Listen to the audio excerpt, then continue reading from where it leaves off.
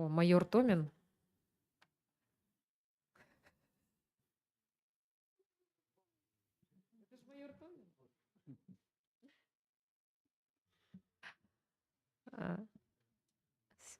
Ladies and gentlemen, students and professor, our dear guests, let me start third day New Ideas of New Century Forum scientific conference continue. And today we have one section with our students and the master student. And then we have one section, our colleagues, different universities. So the section number 3, moderator Danilov Ivan Anatolyevich, please. Hello to all participants. Let's start in our section. We have 5 presentations. Telikina Polina from Amur State University. The second one, Panchuk Angelina, Pacific National University. Next, Buchenko Alina, Amur State University.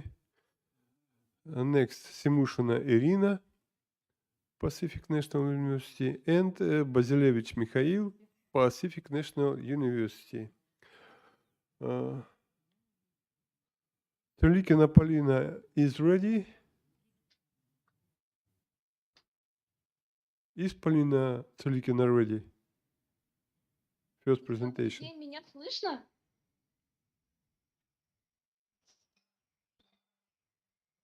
Слышно? First presentation. Telikina Polina, Library for the Blind and Visual Impaired as a Center for Information, Rehabilitation and Recreation. Мента Коробия Елена Борисовна, Амур State University, Благовещенск, Russia. Please start. Мне здесь пишет, что организатор отключил демонстрацию экрана участников. Мне не получается открыть трансляцию экрана. А сейчас попробуйте. Так, ага, сейчас.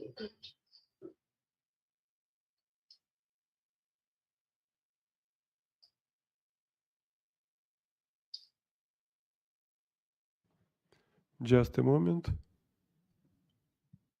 Так.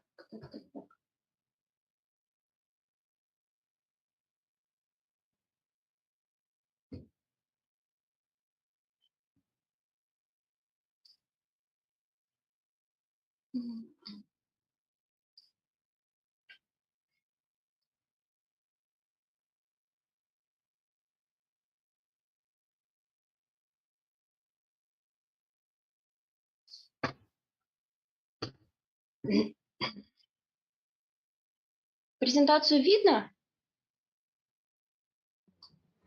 Not yet. Экран как бы открылся, черное пятно, да, а самой презентации не видно. Не видите, да, презентацию? Так, сейчас. И сейчас, да, не видит? Нет. Что ж такое происходит? Вот сейчас видно. Можете на весь экран развернуть. F5 нажмите. Да, я сейчас открою на полный экран.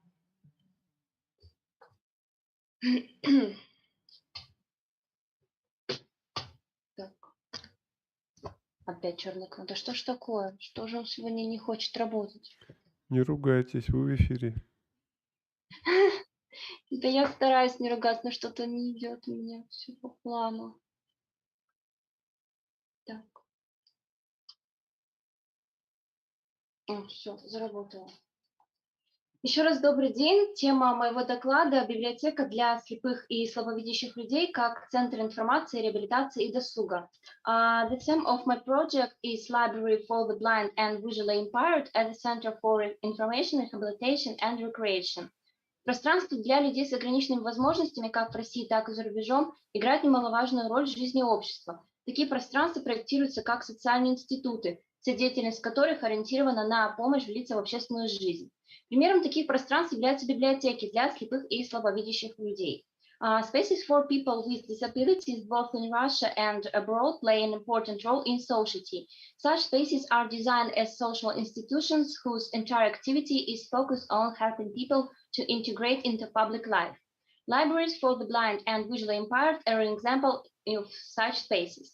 В настоящее время такие пространства уже определяются не только как места для получения информации, но и реабилитации, образования и досуга. При таких центрах организовываются кружки, мастер-классы, концертные выступления и так далее. Nowadays, such spaces are no longer only presented as places for information, but also for rehabilitation, education, and leisure activities. Such center offers clubs, Подождите, workshops, минуточку. conferences, and other activities. Минуточку. У вас Да, картинки не меняются. картинки не меняются. Да. И сейчас, да, ничего не поменялось. Ну, вы хотя бы на колонку слева нажимайте и сами картинки. Ну, давайте тогда так Вот буду так, листать, да, если давайте они не так. меняются. Так.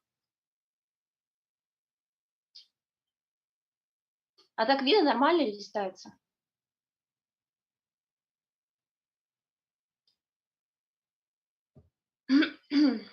Интерьеры библиотек для слепых и слабовидящих людей стараются сделать лаконичными и эргономичными. Однако в последние годы дизайнеры применяют в подобных пространствах все больше нестандартных решений. В качестве примеров были рассмотрены следующие аналоги. The interiors of libraries for the blind and visually impaired tend to be laconic and ergonomic. However, in recent years, design are playing more and more non-standard solutions to such spaces. The following example of such facilities has been reviewed. Библиотека для слепых в Мехико, Хосе, Васконсилос. Новая концепция построена на использовании звуков и заключается в том, чтобы заглушить дополнительные звуки, перенастроить их, упорядочить и добавить новые с разными целями. Мебель была расставлена так, чтобы сама комната становилась большим звуковым ящиком, состоящим не просто из книжных полок, а из элементов, которые создавали бы акустическое поглощение. Ребра вдоль новых книжных полок поддерживают интерактивную поверхность, а текст, написанный шрифтом Брайля, был размещен вдоль поручней и столов, став еще одним компонентом текстур, который можно найти в помещении. The new concept is built around the use of sounds and consists of drawing out additional sounds, confusing, arranging them, and adding new one of different purposes. The furniture was arranged so that the room itself became a large sound box, consisted not just of bookshelves, but of elements that create acoustic absorption.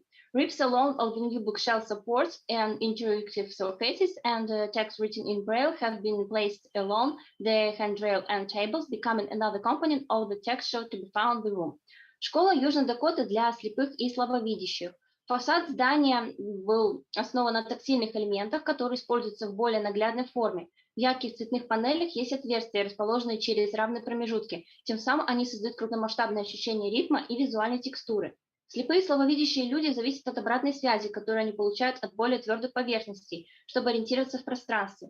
Цветовой контраст и размер текста на внутренних вывесках также играют важную роль для слабовидящих учащихся. The facade of the building is based on textual elements, which are used in the more visual way. The brightly colored panels have whole space and regional intervals, thereby creating a large-scale sense of rhythm and textual visual. Blind and visually impaired people depend on feedback from harder surfaces to navigate the space. Color contrast and the sight of text and interior softness also play an important role of visually impaired students. Санкт-Петербургская государственная специальная библиотека для слабовидящих и слепых людей. Это современное и многофункциональное пространство, в котором объединяются опыт и новые технологии, открывая свободный доступ к книгам, интернет-ресурсам и информации. Для слепых и слабовидящих людей снаружи и внутри здания установлена специальная система информирования и ориентирования. Они выполнены в ярко-желтом цвете, что хорошо выделяется на фоне однотонного и спокойного интерьера. For the blind and visually impaired, a special information and orientation system has been installed inside and outside the buildings. They are in bright yellow, which stands out well against the monochrome called interiors. В последние десятилетия отмечено заметными переменами в отношении государства и общества к людям с ограниченными возможностями. Согласно программе «Доступная среда» происходит формирование среды для людей с ограниченными возможностями. В рамках дипломного проекта было решено разработать Амурский центр библиотечного обслуживания незрячих и слабовидящих людей. The last decade has been marked by a remarkable change in the attitude of the state and society toward people with disabilities. Under the Accessible Environment Program, and Environment for People with Disabilities is being created. As part of the diploma project, it was decided to develop a library service center for blind and visually impaired people. Библиотека обслуживает более 1000 пользователей, инвалидов по зрению, взрослых, детей, их членов семей и специалистов по реабилитационной системе. Фонд библиотеки универсален по составу и насчитывает более 70 000 единиц хранения. The library serves over 1000 users, usually impaired adults and children, their families, and specialists in the rehabilitation system. Its collection is made up more than 70,000 items. В ходе диагностики, организации и состояния пространства были выявлены следующие проблемы. Отсутствие единого стиля в решении интерьеров, нерациональное использование пространства, маленькая площадь рекреационной зоны, отсутствие кабинета для персонала и маленькая зона чтения. A diagnostic of the organization and condition of the space identified the following problems: lack of the unified style in the interior, irrational use of space, small area of the recreational zone, lack of the office for staff, and a small reading area. Библиотека была в конечном итоге поделена на 3 блока. Первый блок центральный. Здесь размещены такие зоны, как входная группа, холл, абонемент, гардероб, санузел и зона кофе-брейк. Второй блок расположен в следующих помещениях: читальный зал, зона коворкинг и книгохранилище. В третьем блоке предусмотрены концертный зал, детская библиотека, комната для детей, студия звукозаписи и служебное пространство. The library is divided into 3 blocks. The first block, the interest area, lobby, lounge, cloakroom, lavatory, and coffee break area. The second, it contains the following areas: reading room, co-working area, and books depository. The first block provided for the concert hall, children's library and children's room, recording studio, and service place. Цвета в интерьере играют также немаловажную роль, как и планировка. Согласно восприятию слабовидящих людей, такие были выбраны оттенки, которые обеспечивают ориентацию в пространстве. Основными цветами при проектировании стали желтый, изумрудный, малиновый, а также для фона белый и серый. Colors play an important role in interiors, as does the layout. According to the reception of visually impaired people, shades have been chosen that provide orientation in space. The main design colors are yellow, emerald, and crimson, with white and gray for the background. В рамках дипломного проекта был подробно разработан холл, читальный зал и зона коворкинг. As part of the thesis project, the lobby, reading room, and coworking area were designed in detail. Холл. На левой стене у входа размещена мnemосхема, написанная обычным текстом и шрифтом Брайля. Рядом с ней располагается зона абонемент, напротив размещен гардероб. Для коридора была разработана система навигации, которая представляет собой полотно, на которое крепится модуль в виде полусфер, олицетворяющий шрифт Брайля. Зона кофе-брейк размещена в дальней части холла. Место оборудовано кухонным гарнитуром, холодильником и кофейным аппаратом. On the left wall on the entrance there is a mnemonic chart written in normal text and Braille.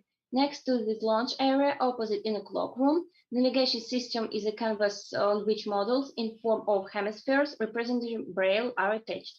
The coffee break area is located in the far end of the hall. The place is equipped with a kitchen unit, refrigeration, and a coffee machine. Читальный зал. При входе в зал нас встречает стойка ресепшн, выполненная из кубов, которые встречаются по всему периметру помещения. Стеллажи с литературой расположены по периметру читального зала. По всей длине стены с окнами расставлены столы с дополнительным освещением. On entering the hall, we are greeted by a bespoke reception desk. It is made of cubes which meet all around the perimeters of the room. Racks of literature are located around the perimeter of reading room. Tables with additional lighting are placed along the length of the wall with windows. Зона коворкинг. В нее можно попасть из читального зала. Данное пространство поделено на 2 зоны: зона групповой работы и компьютерная зона. В зоне мастер-классов представлены модульные столики и кресла на колесах, а в компьютерной зоне стоят несколько офисных столов с компьютерами и стеллажами, где расставлены журналы и необходимое оборудование для работы и чтения слепых и слабовидящих людей. The coworking area, it is accessible for the reading room. This space is divided into 2 zones, a group work area and a computer area. In the workshop area, there are a modular table and wheelchairs. And the computer area, there are 5 office desks, shelving units with magazine and necessary equipment for blind and visually impaired people to work and read. Таким образом, В процессе изучения пространства для слепых и слабовидящих людей было выявлено, что библиотека становится настоящим многофункциональным досуговым центром, где посетители не только обучаются, но и проводят досуг, обмениваются знанием и опытом. За счет добавления новых функций люди с ограниченными возможностями могут почувствовать себя в полноценной частью общества, а здоровые формулируют положительное общественное мнение об инвалидах.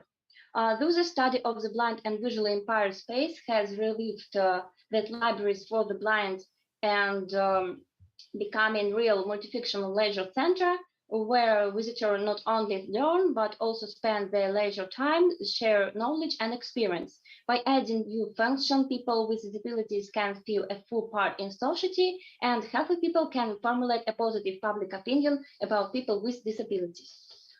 На этом все. Спасибо за внимание. Thank you. Good job. We have a short time for questions. Any questions, please?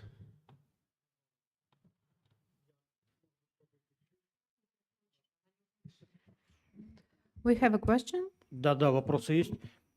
Простите, если что-то упустил. Библиотека, которую вы показывали, это ваш проект или это существующее какое-то здание и интерьер? Которые изначально фотографии... Нет, сейчас покажу слайд. Подождите, еще перевод будет. Давайте, ага. The question is about if the project, the presentation is about, is the project of the researcher or if it's just the existing building. Можно отвечать. Первый, получается, слайд, который вот сейчас открыла, это исходная ситуация, а конечные визуализации, да, это которые мною разработаны.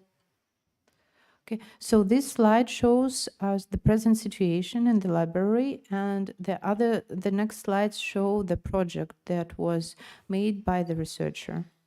Понятно. И тогда такой еще вопрос, один из, точнее. Простите, что, может быть, не в рамках форума. Какое количество человек предполагается посещение этой библиотеки? And the next question is about the number of consumers, the number of readers this design is supposed to custom. Можно отвечать? Вообще библиотека предназначена для пользователей, точнее, библиотека обслуживает, как я уже говорила, более 1000 пользователей, но за один поток можно людей обслужить около 20 человек. So the overall quantity of all the people, of all the readers will be more than 1000 people, but as for the one visit, it's around 20 readers. Ну и тогда последнее, точнее, скажем так, у меня вопросов, правда, очень много, но я просто скажу мнение свое, если позволите. Мне бы хотелось посмотреть просто на ваш проект в целом, на рабочку, ну и вообще на все, что вы разработали, и больше узнать о нем. Спасибо большое. And the last, it was not a question, but a comment that it's a very interesting project, and it will be very interesting to see it in details, maybe some drawings, details, plans, and so on. So thank you for your project. Let's go further. Спасибо. Next presentation, Panchuk Angelina, Creative Spaces on an University Campus. Menta Samsonova Evgenia Mikhailovna, Pacific National University, Khabarovsk, Russia. Please.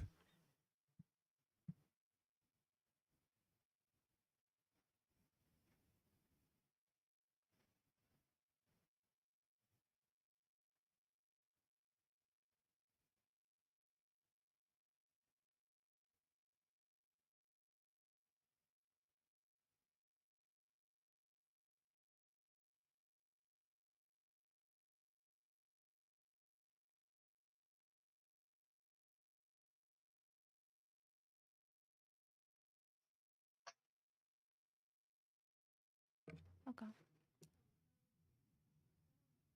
Вот это.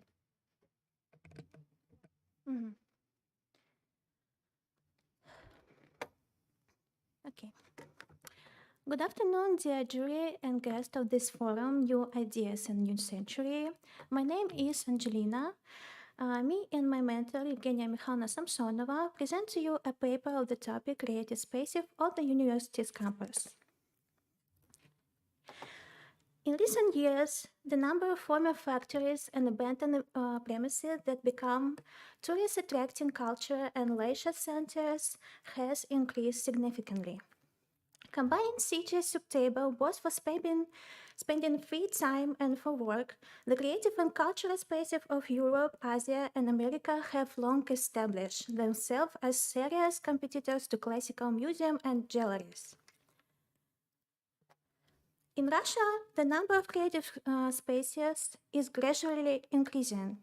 Basically, Russian creative spaces are small spaces that combine various zones for pastime of people who are creative professions or young people in general. People with creative potential often unite and create territories for the joint realization of their abilities. The creative potential of society is become one of the most important resources of the production activities of creative instruction. This attracts the attention of tourists, colleges, or competitors, which leads to the expansion of the territories allowed to creative spaces. The relevance of topic is growing interest of students in the reorganization of university classrooms and interest in creative and cultural spaces. The concept of creative spaces is not fully formulated in science, but is widely used in everyday life. This is because the spaces are an integral part of the urban environment and the center of creativity. A public area designed for the free self-expression, creative and educational activities, and human interaction. The creative space can also serve as a leisure center by having a higher number of play areas and informal communication areas, as well as perform as educational function, acting as platform for various cultural events, such as exhibition, trainings, lectures, master classes. A creative spaces can have many types and forms, starting with the public venues and interest club, and ending with modern art centers and entire art quarters. The first is loft. A type of dwelling converted into housing, a room of abandoned factory, another industrial building. By organizing the loft, the city gets rid of depressed areas and also acquires a platform for the development of creativity with the urban population and an interesting place for city residents and tourists to visit. Art space is a formal industrial space with the large areas and high ceilings, used not only for housing but also for organization of multifunctional cultures with exhibition halls, cafes, restaurants, offices, concert venues. Co-working is a separate space for collaboration, which is based on a work model in which participants, while remaining independent and free, use a common space for their activities. Co-working occupies an intermediate place between working at home and using separate office. Co-working can be in independent space or be part of another creative space. Modern Art Center is a museum and exhibition and research organization whose activities are aimed at the development of contemporary art. The art quarter is a part of city.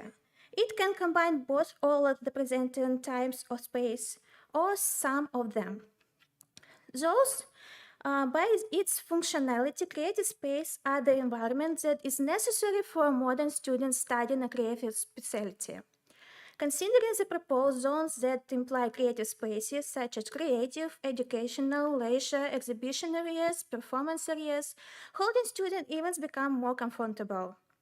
University classrooms do not always meet the requirements that students and teachers need when organizing their educational and extracurricular process. This is especially a big problem for students of design and architecture. The analysis takes into account the equipment of the audience and its functional purpose. In order to understand whether students need creative spaces of the university campus, a survey was conducted via social networks in 2023. The main purpose of surveys is to compile a list of problems in the current space of the university. Based on this, the following tasks were set.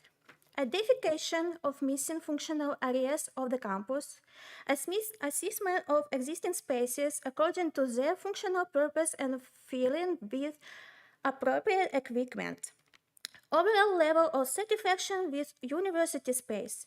The object of research is academical and extracurricular classrooms of universities, is a halls, transit rooms, self-study rooms, then classes, and so on.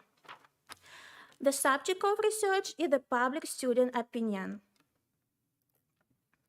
A typological sample was used in the research. A total of 118 students took part in the research. The date update on the main students' characteristics, including the sample during the preparation for the study, were distributed all false. According to the survey, 71.4% of the respondents were girls. First of all, the survey was conducted among students of the Institute of Architecture and Design, where the number of female students strongly prevails over male. According to the course of study, respondents were divided into 1 to the 3 year students. It's 14.2% and 8%, then 4 and 5 course students 28 and 6%, master and postgraduate students 40 and 3%, and graduates 14 and 3% too. Respondents were asked to assess the degree of satisfaction with existing fraction of the university, its residents both academic and extracurricular. According to the survey, the majority of respondents note that they are generally satisfied with the university's residents. They correspond to the current level of modernity, are equipped with the necessary equipment, and are comfortable enough. To identify need to introduce creative spaces in the infrastructure of university, respondents were presented with additional zones that may include creative spaces from all the proper zones. First of all, surprisingly, the self-training zone, 35% become the leader. This is an area for self-study, classmates per week during school hours, preparation for exam. Then creative zone is 30%. It's a zone for workshop, master classes, and Please events. attention. You have 1 minute to finish, please. Да, я скоро закончу.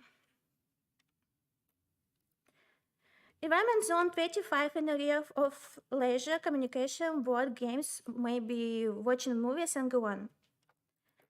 Exhibition zones is a 10% is area for pictures, projectors, and sculpture.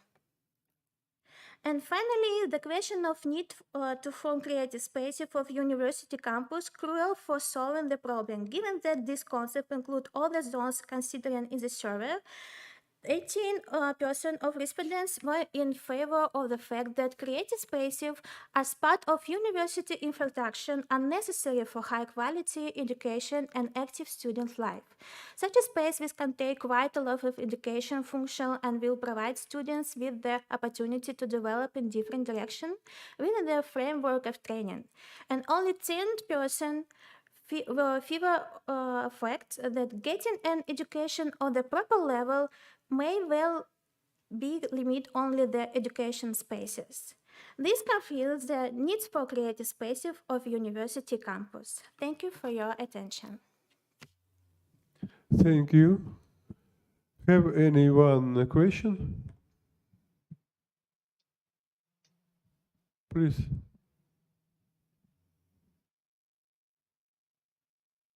Позвольте маленький вопрос, уточнение. Здравствуйте, Вера Ивановна.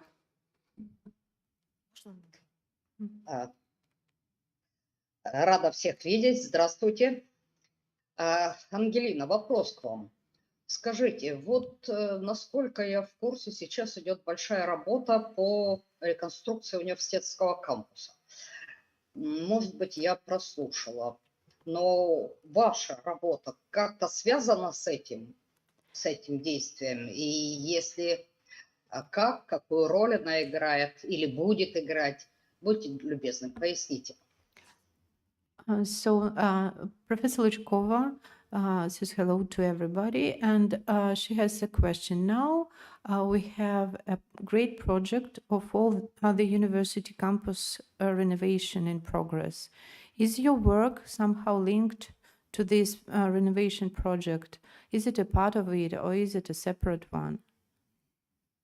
Да, мой доклад это часть моей диссертации. Полная тема моей диссертации звучит как концептуальная модель креативных пространств в университетском кампусе.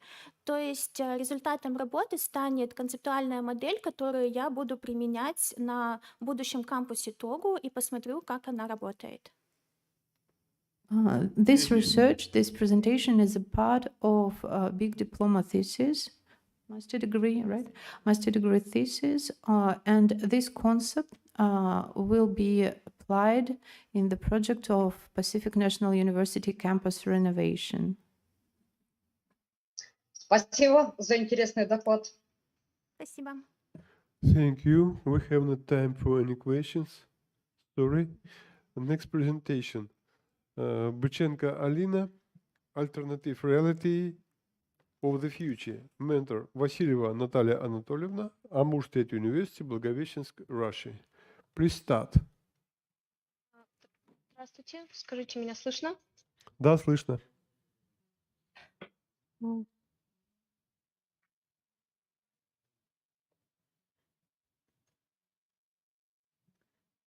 Видно? Да, видно. Не забудьте нажать кнопочку F5. Угу. Спасибо.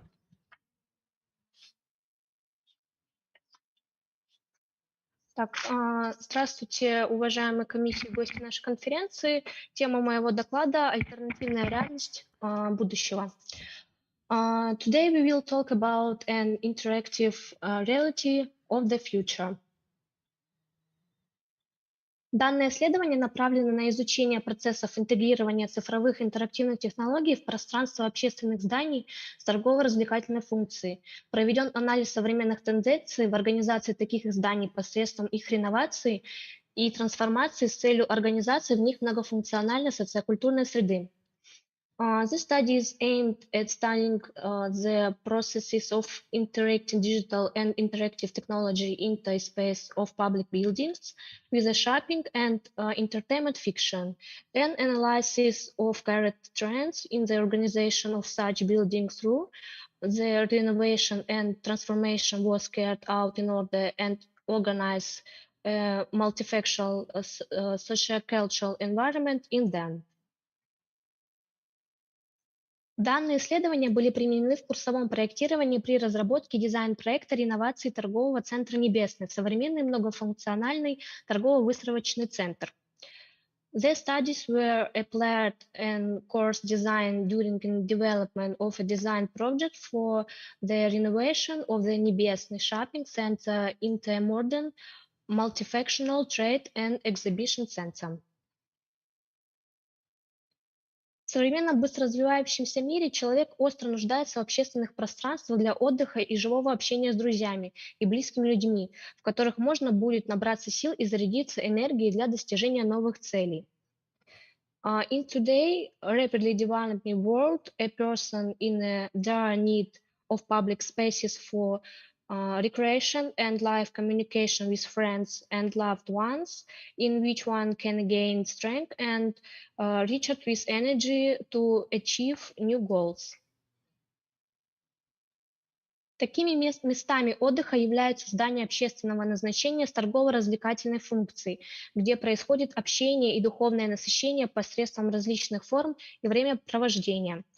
Such places of rest are public buildings with a shopping and entertainment fiction, where communication and spiritual saturation take place through various forms of pastime. Современные информационные технологии в области коммуникации и носителей информации стремительно меняют уровень и характер взаимодействия человека с пространством, в котором он находится. В наше время уже невозможно представить современные коммерческие здания без использования в них высокотехнологичных решений. Modern information technologies in the field of communication and information carriers are rapidly changing the level and nature of human interaction with the space in which it allowed. Nowadays, it is already impossible to image modern commercial buildings without the use of high-tech solution in them. Так, например, в торгово-выставочных пространствах на смену традиционным и устаревшим способам демонстрации экспонатов приходят все новые технологии, которые позволяют взаимодействовать с ними в самых различных форматах. So, for example, in the trade and exhibition spaces, traditional and outdated way of demonstrating exhibits are being replaced by new technologies that allow you interact with them in a variety of formats. Посетитель, находясь в таком пространстве, не ощущает, где заканчивается физическое, где уже начинается виртуальное пространство. The visitor being in a such space does not feel where a physical ends and where the virtual space already begins. В ходе работы проведен анализ опыта внедрения виртуальной среды в действующее пространство торгово-выставочных комплексов. In the course of the work, an analysis was made of the experience of introduce a virtual environment into the existing space of trade and exhibition center. Примером такого современного опыта может послужить футуристическая экспозиция Level Green в Филсбурге, которая освещает проблемы устойчивого развития среды. An example of such a modern experience in a futuristic Level Green exhibition in Felsberg, which highlights the problem of sustainable development of the environment. Также в качестве ярких примеров таких пространств можно выделить NEMA in Amsterdam, Ebonize in Manchester, and Museum in Washington. Данные выставочные пространства полностью строятся на внедрении в них компьютерных технологий. These exhibition spaces are fully built on the introduction of computer technologies in them. Стоит отметить, что экспозиция представляет собой пространственный сценарий, траектория принятия которого воспринимается с помощью компьютерных технологий, которые используются в качестве подачи информации. It is worth noting that exhibition special scenario, the trajectory on which is built with the help of computer technologies, which are used as information delivery. В данном исследовании была проведена классификация мультимедийных средств, которые используются в организации экспозиционно-выставочных пространств 21 века.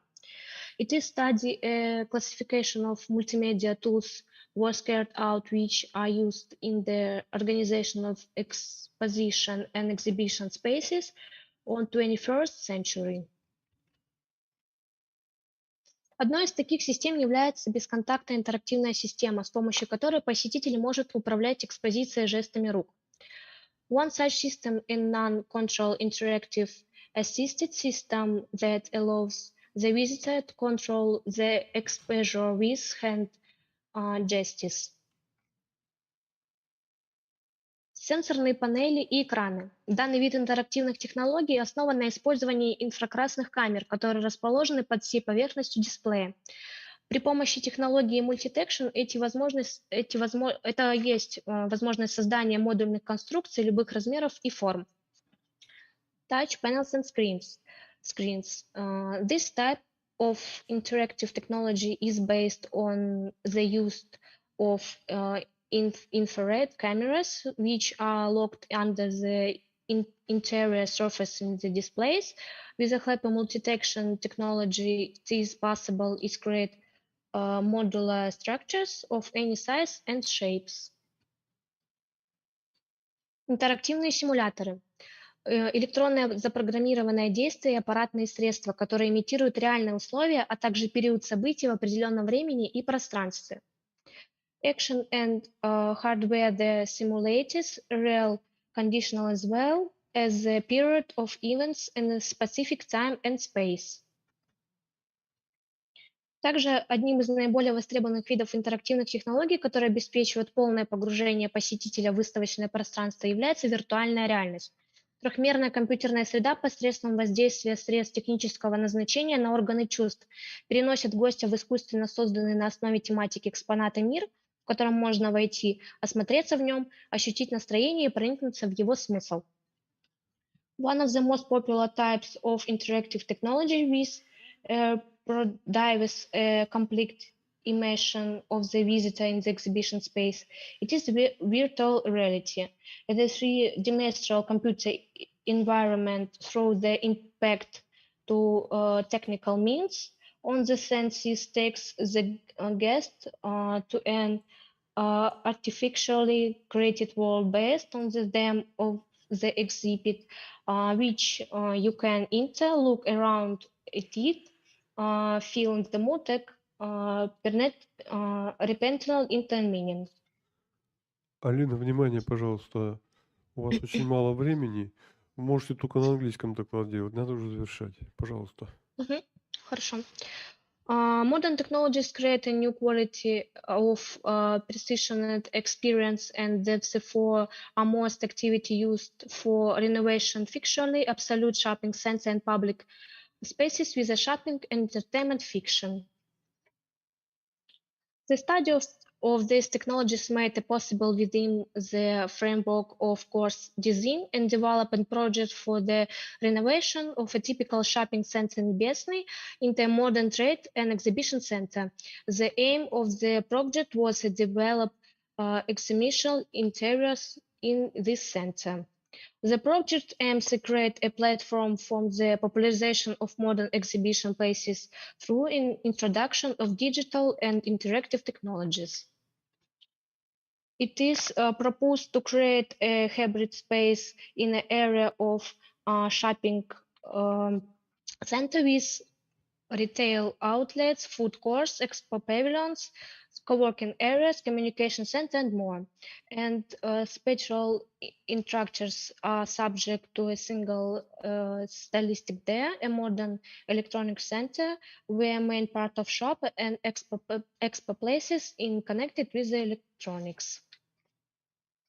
In general, the interior of the trade and exhibition spaces, according to the conceptual solution, we will restrained and concise, which will create a most comfortable physical emotional condition for a person. The basis and palette will natural and natural shades.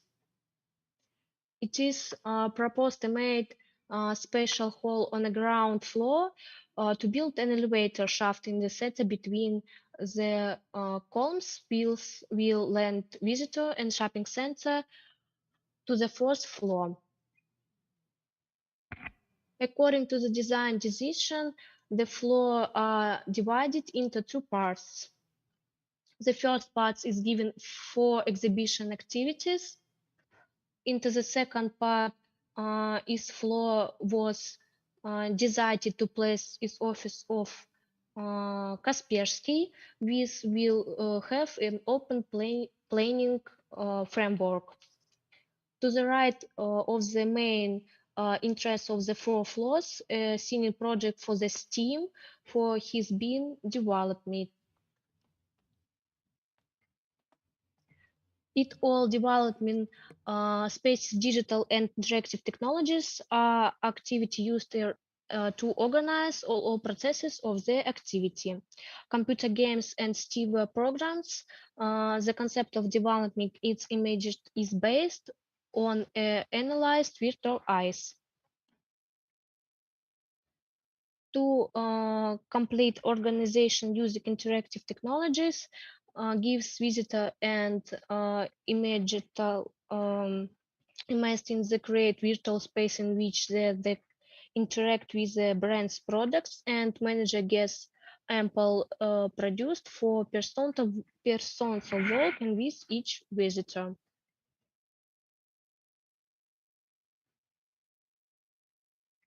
As a result of study, it was possible to identify not only of classification of interactive multimedia technologies, but also the ways of the implementation in modern trade and exhibition spaces, and apply them, of course, design. Спасибо, у меня все.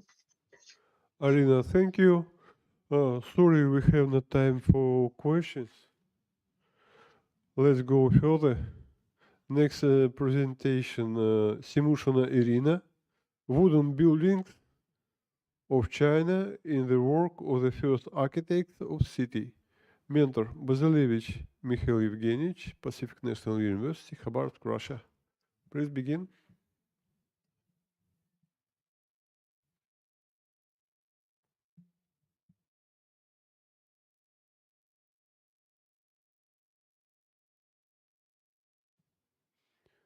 Ирина, вы слышите?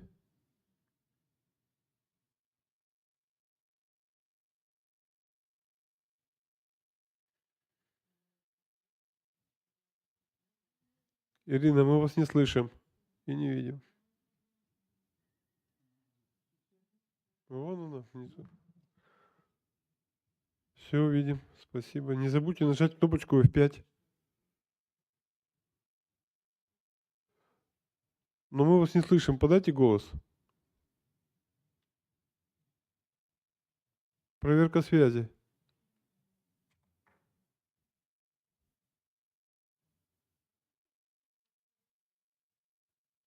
Ирина, мы вас не слышим. Вы значок микрофона нажали?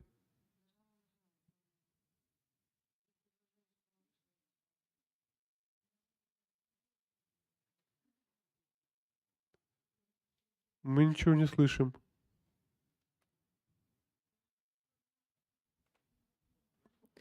Ирина, попробуйте, пожалуйста, зайти с другого устройства, подключиться. Мы вас не слышим.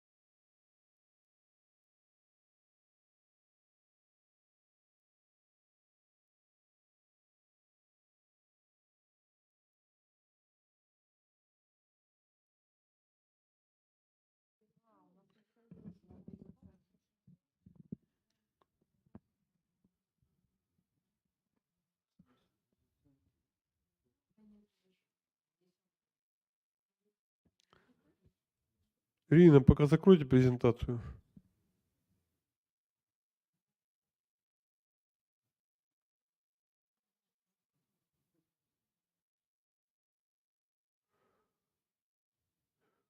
Михаил Евгеньевич, вы готовы начать свою презентацию? Да, давайте специально для Friends, поменяем. sorry, we have a technical problem, and we'll look at fifth presentation, Bazilevich Mikhail, Art Nouveau by Sergei Vincent, Petersburg, Vladivostok, Harbin, Pacific National University, Khabarovsk, Russia. Please start.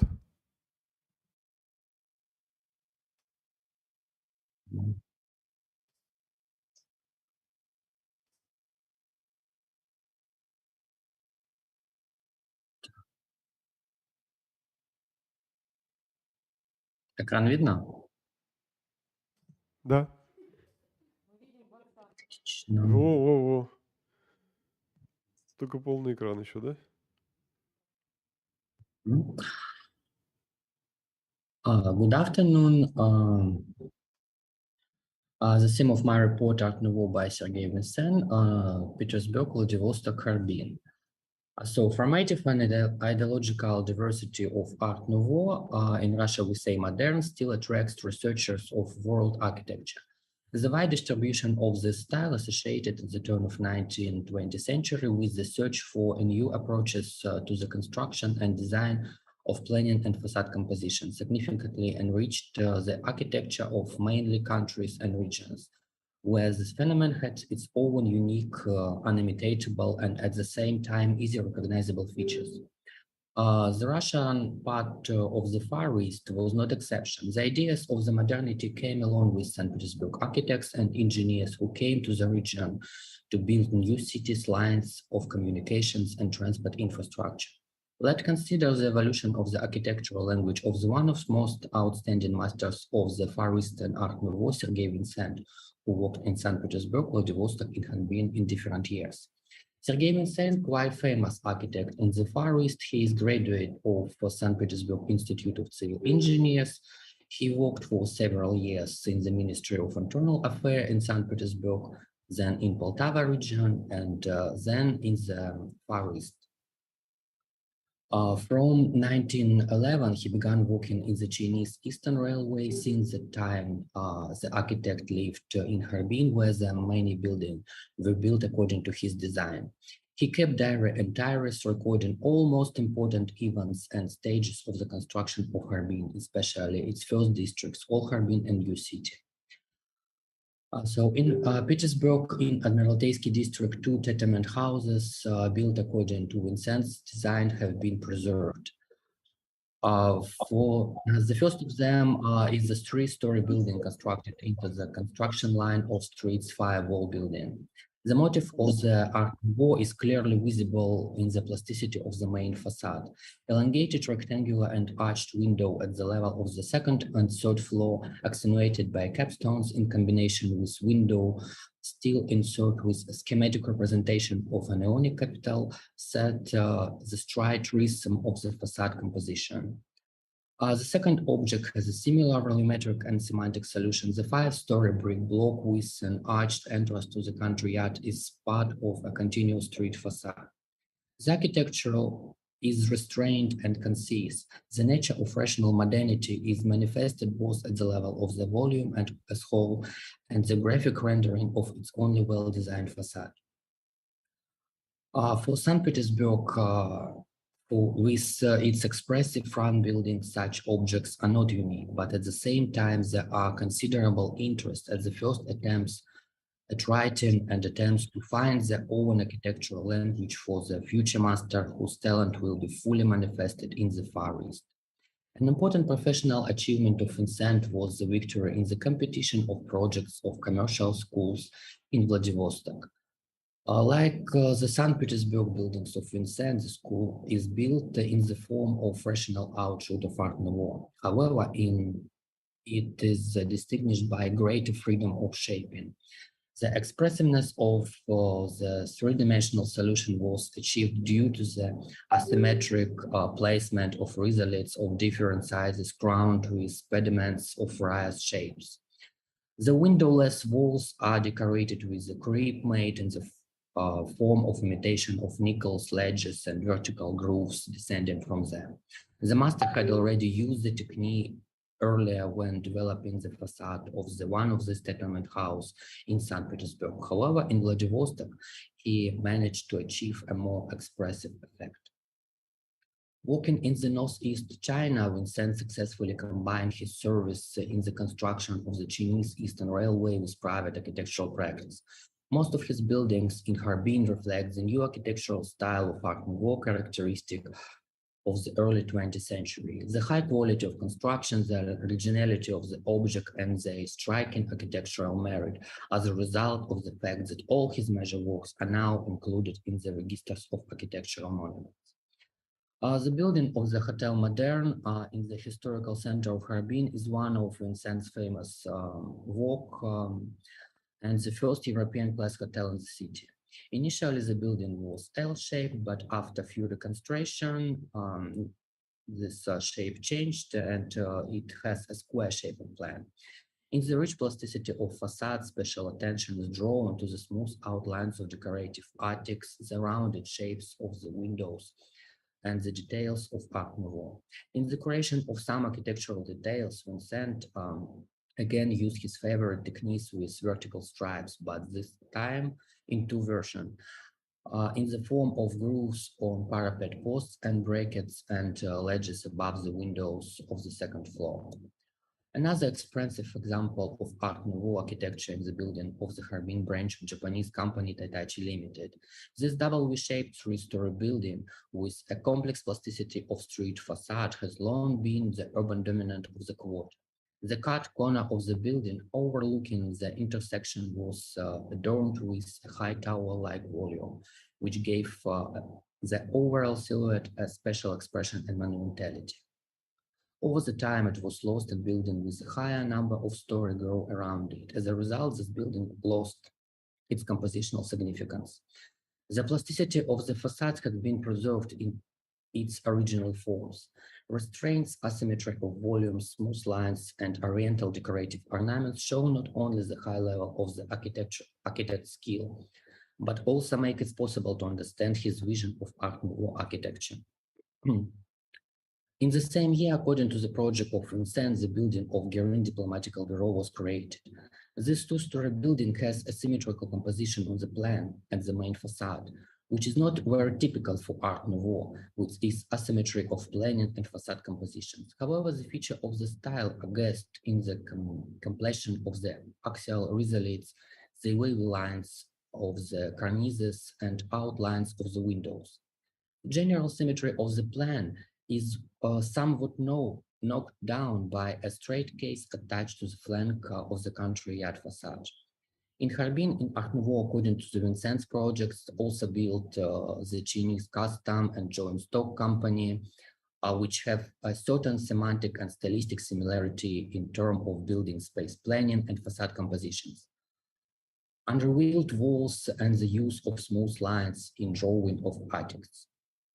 For many years, being engaged in architectural practice, Vincent worked not only in Art Nouveau. The principles of symmetry of facades, characteristic of classicism, was taken by the master as a basis when developing the project for mention of Japanese council in Novgorodskaya Street.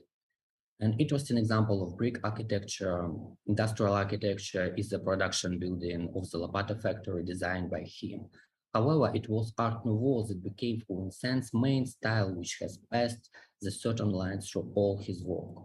For conclusion, I should say that in 1931, Vincent was dismissed from service due illness, and in 1937, obituaries about his death appeared in Harbin newspapers.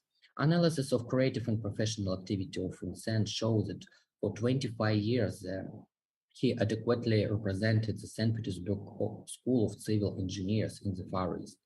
Working mainly in the Art Nouveau style, the master managed to significantly enrich the architecture of the region with expressive buildings that eventually became monuments of history and culture. Presentation by Vincent about the style itself changed over time. The first buildings of the architects are simple and rational, and the elements of Art Nouveau are read only at the level of individual details, while later buildings are characterized by freedom of forms and evidence of details and oriental motifs. So thank you for your attention. Thank you, Mikhail Evgenovich. Thank for best timing today. Friends, please, questions?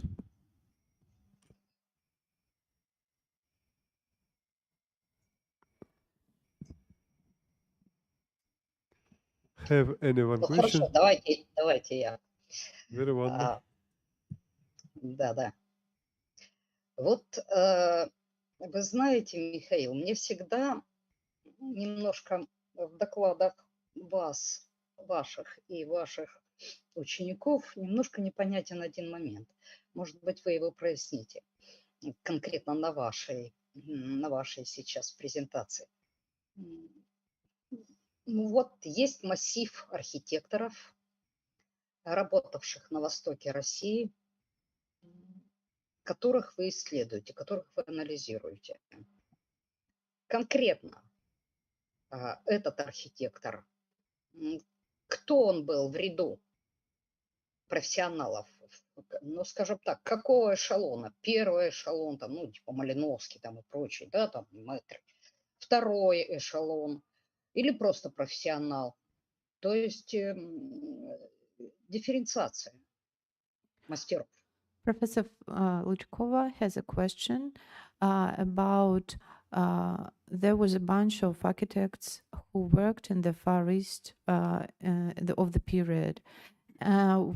This specific architect, what place does he take? What is his stage, professional stage of his work? What is his role in the whole architecture of the period and of the region?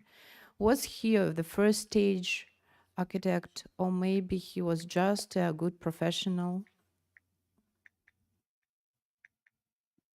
Спасибо за вопрос. Давайте я сразу отвечу и по-русски, и по-английски. Да, дифференциация это в целом в этом гранте проводится, и как раз Винсан является одним из наиболее характерных представителей петербургской школы на Дальнем Востоке и одним из ведущих архитекторов в регионе. И как раз тематика этого исследования, она посвящена архитектуре именно модерна в его творчестве, потому что у Винсана достаточно много проектов в разных стилях, но именно модерн был для него ключевым направлением, который развивался постепенно, начиная с его первых проб пера в Петербурге, потом во Владивостоке, вот это вот коммерческое училище, и в дальнейшем при его работе в Харбине на китайско-восточной железной дороге. Поэтому Винсана можно считать, с одной стороны, характерным мастером, но с другой стороны, это как раз один из наиболее ярких архитекторов, представителей петербургской школы, работавших именно в стилистике модерна. А на английском? Это тоже сложнее, но попробуем. So we have differentiation of architects and the significance of his professional work and his heritage in the Far East. And Sergei Vincent is one most famous architects and one most interesting representatives of St. Petersburg School of Civil Engineers who worked in Far East and Art Nouveau style. It's his feature. So feature of his professional activity. It was his favorite style, and the most of his projects are created in Art Nouveau style. Of course, he has some buildings in different architectural styles, but Art Nouveau was the most important is his professional work in the Far East. And when we see his heritage, we can see the influence on St. Petersburg School of Architecture. We can see ideas that they bring in the Far East. So the educational experience, so that experience that they take in the central part of Russia, they bring in Far East and then developed it under some conditions, special conditions of our region. Спасибо. Мне понравилось вообще еще, даже когда вот слушала доклад, конечно, интересная фамилия и работа интересная, безусловно, безусловно. Спасибо. Спасибо. More questions?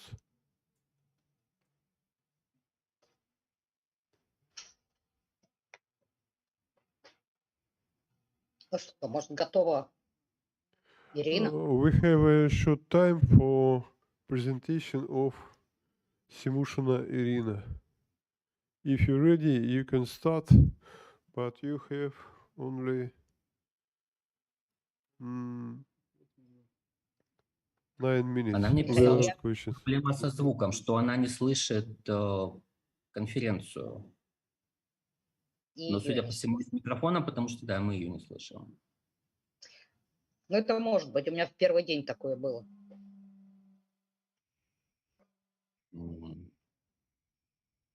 Да, из телефона пишет, не может подключиться. Коллеги, я предлагаю Похоже снять ситуация. этот Вы знаете, доклад. попробуйте сказать ей, или если она нас слышит, то пусть медленно переключается. Может быть, замедлилась скорость передачи данных. У меня вот эта проблема была в первый день.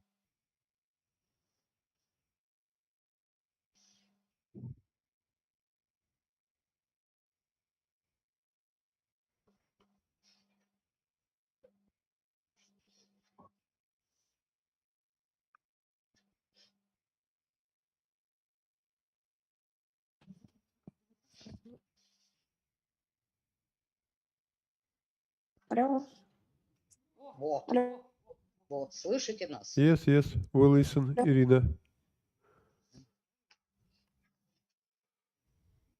У вас есть немного времени, буквально 5-6 минут, коротенько. Иван Анатольевич, ничего страшного, на 5 минут задержимся. Да. Студент все-таки, это взрослому можно было, это Михаилу Евгеньевичу можно было сказать, отредактируйте быстренько. А тут молодой человек все-таки.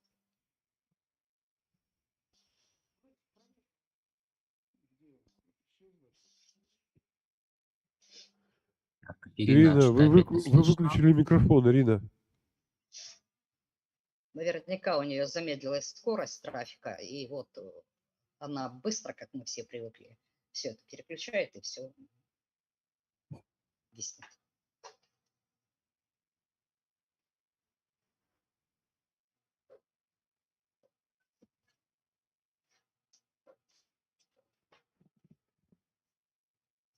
We'll wait, Irina, about 1-2 minutes.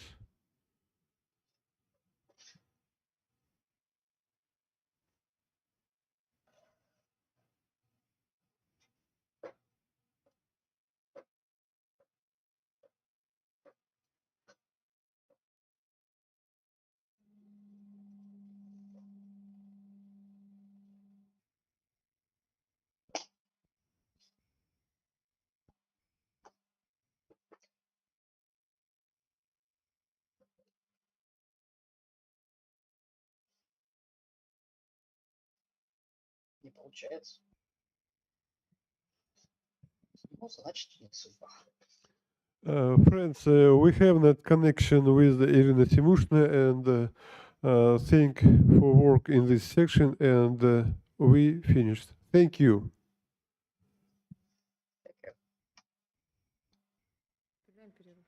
Now we will have a short break and we will meet everybody at the next section of our work.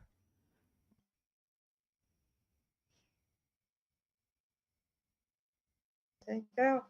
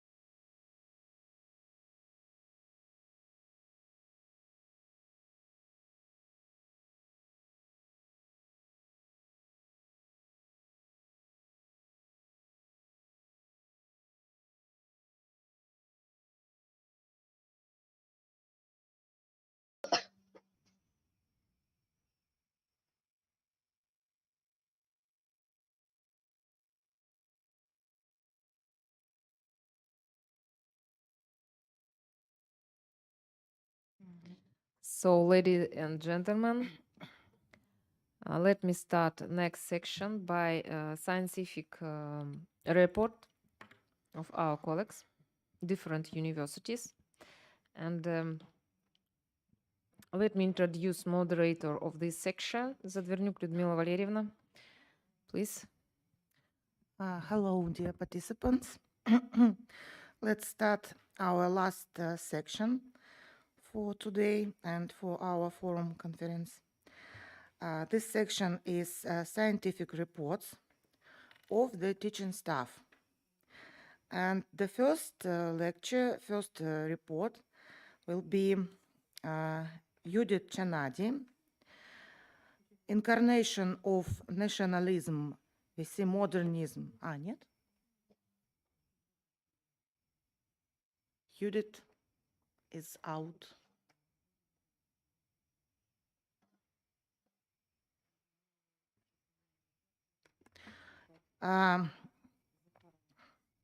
Judith Chanadi is out of our conference now, so now will be reports of Zakharova Ksenia from Pacific National University. Theme is public activity of architect Cheskidov, mentor Professor Gradin. Please, Ksenia. Hello, I'm here. Can I start? Okay, yes. I need to demonstrate my screen.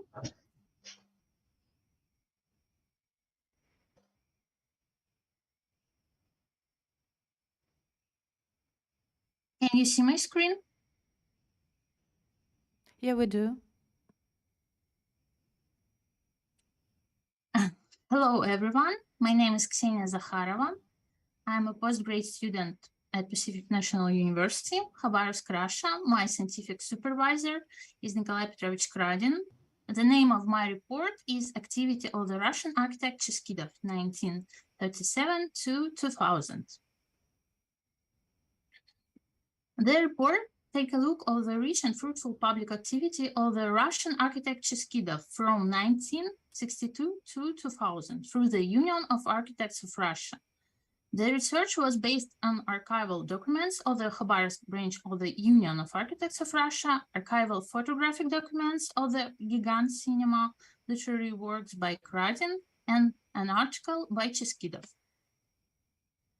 Alexander Sergeyevich Cheskidov, Russian honored architect, Russian Academy of Architecture and Construction Sciences contemporary corresponding member.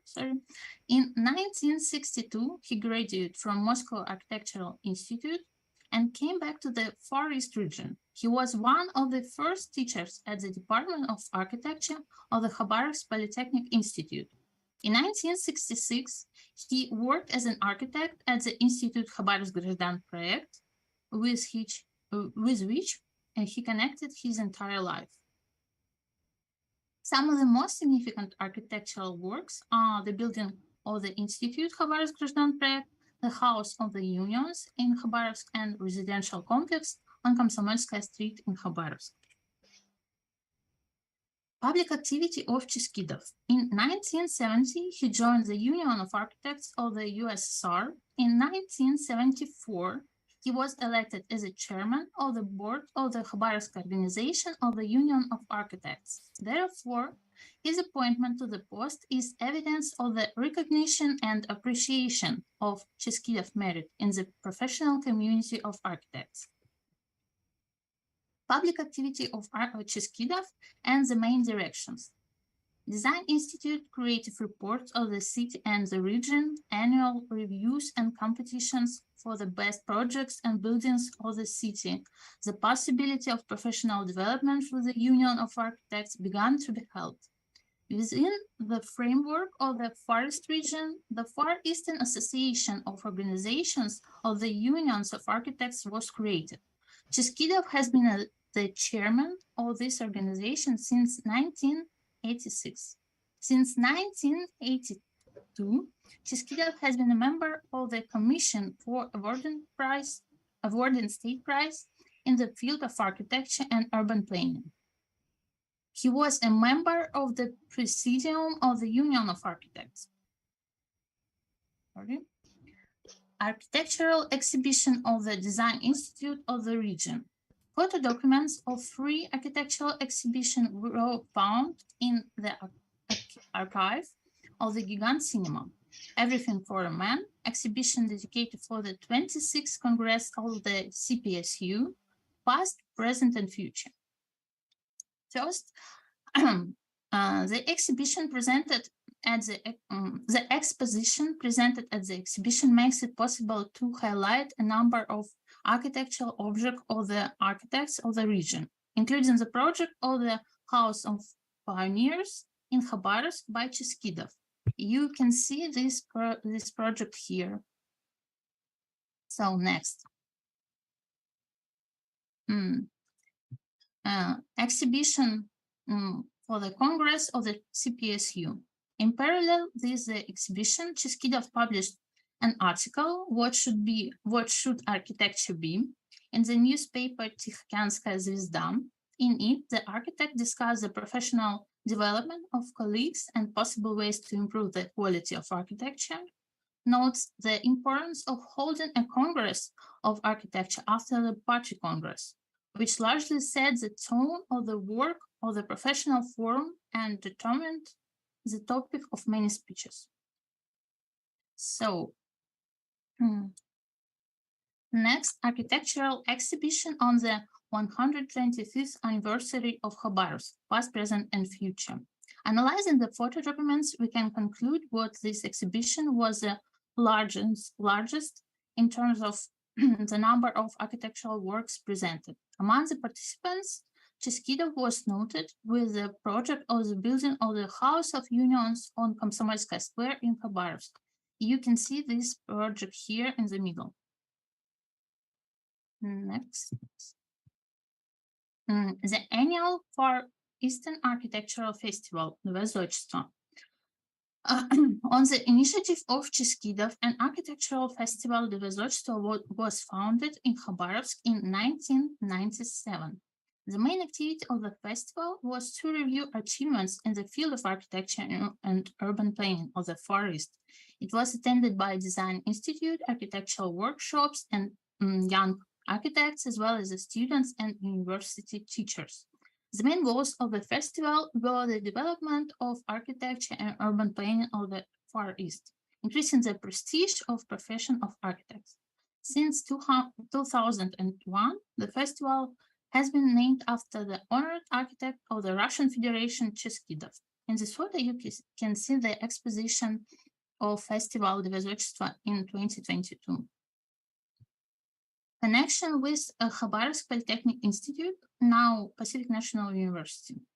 It is worth noting what at very beginning of his professional activity, after moving to Khabarovsk Grazhdan Proyekt, Cheskidov's connection with the Khabarovsk Polytechnic Institute wasn't interrupted.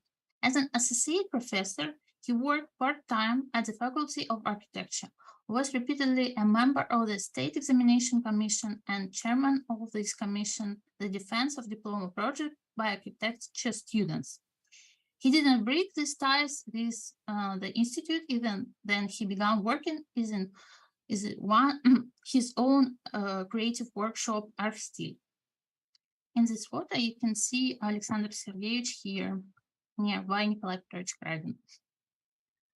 So, in conclusion, the analysis of the public activity of the Russian architect Cheskidov in the period from 1962 to 2000 allow us to determine his huge contribution of the development of architectural and urban planning practice and the architectural community of the Far East.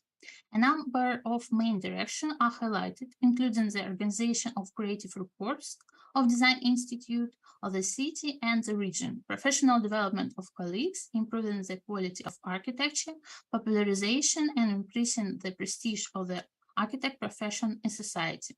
The name of Alexander Sergeyevich lies at the origins of many urban planning ideas, architectural plans and proposals, the brightest example of which is annual Far Eastern Architectural Festival Новое, which exists to this day and has been named after him since 2001.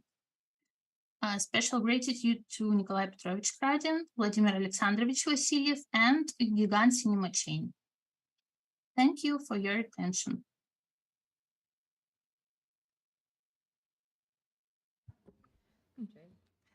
Thank you very much for your interesting report. So now questions. Any questions?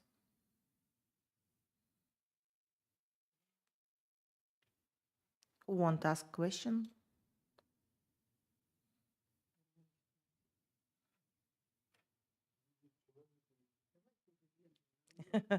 So I have a question. In your opinion, what the main activity for this great architect for our region you may mark? Thank you for your question.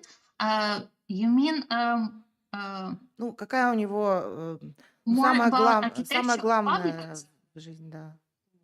Что у него вот было самым, может быть, значительным, да, вкладом вот в эту общественную деятельность?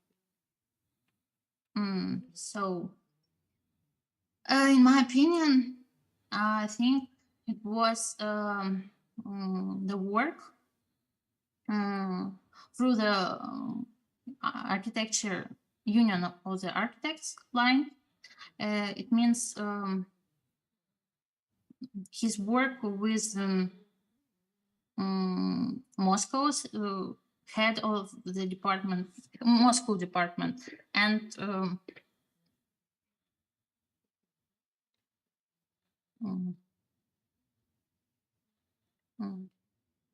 came this knowledge to our region and try to improve our architecture, our level of architecture, start to do creative reports, competitions, improve this part of our public activity.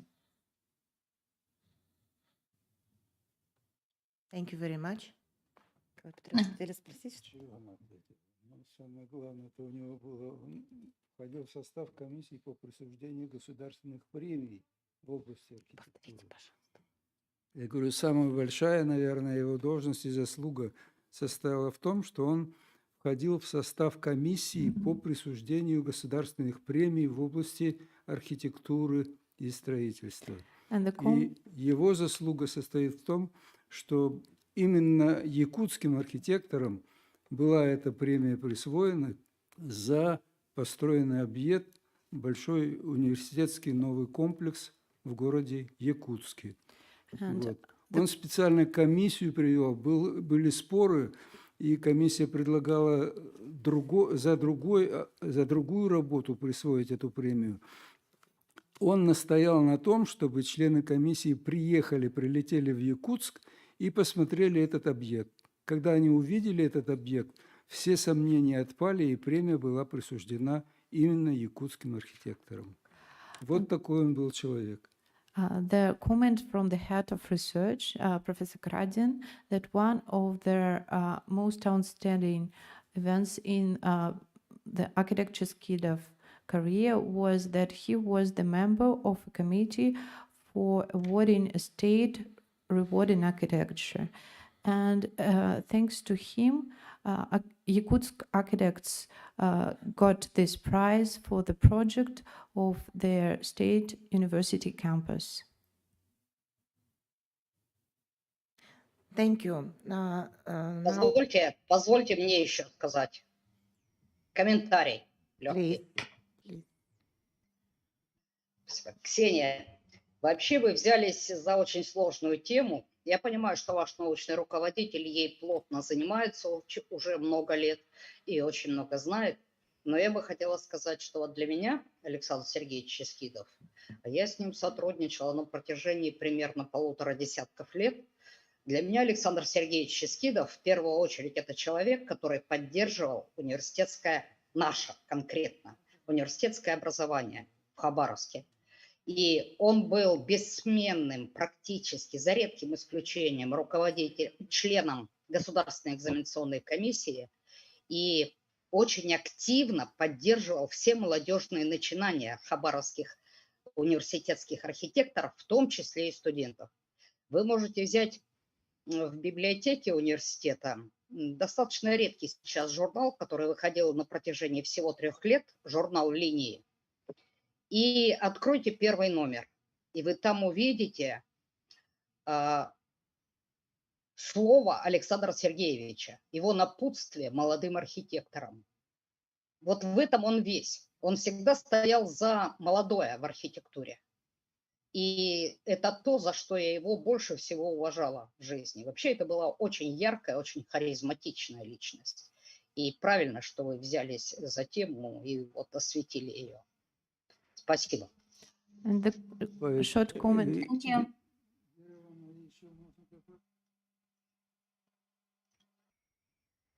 Он же был, когда закрывали у нас специальность, именно он настоял, чтобы ее восстановили. По его инициативе был сделан большой обзор, какова потребность на Дальнем Востоке в этих специалистах.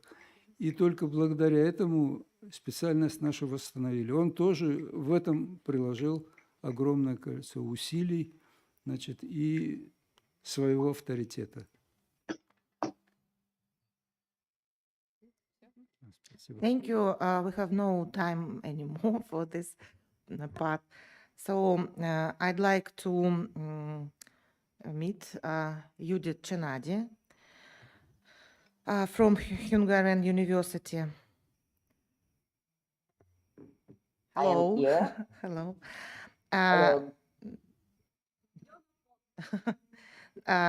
With report, the theme is Incarnation of Nationalism as a Modernism, Art Deco before World War I, in one building of Budapest, Cabaret Parisiana. Please. Good morning for everyone. I think it is the afternoon for you, but here is 7:45. Oh, I just woke up and so I try to share my screen and oops.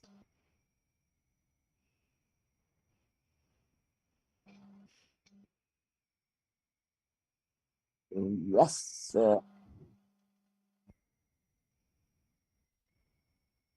Can you see or not yet? Yes, I guess you see. Yes, we see. Wonderful.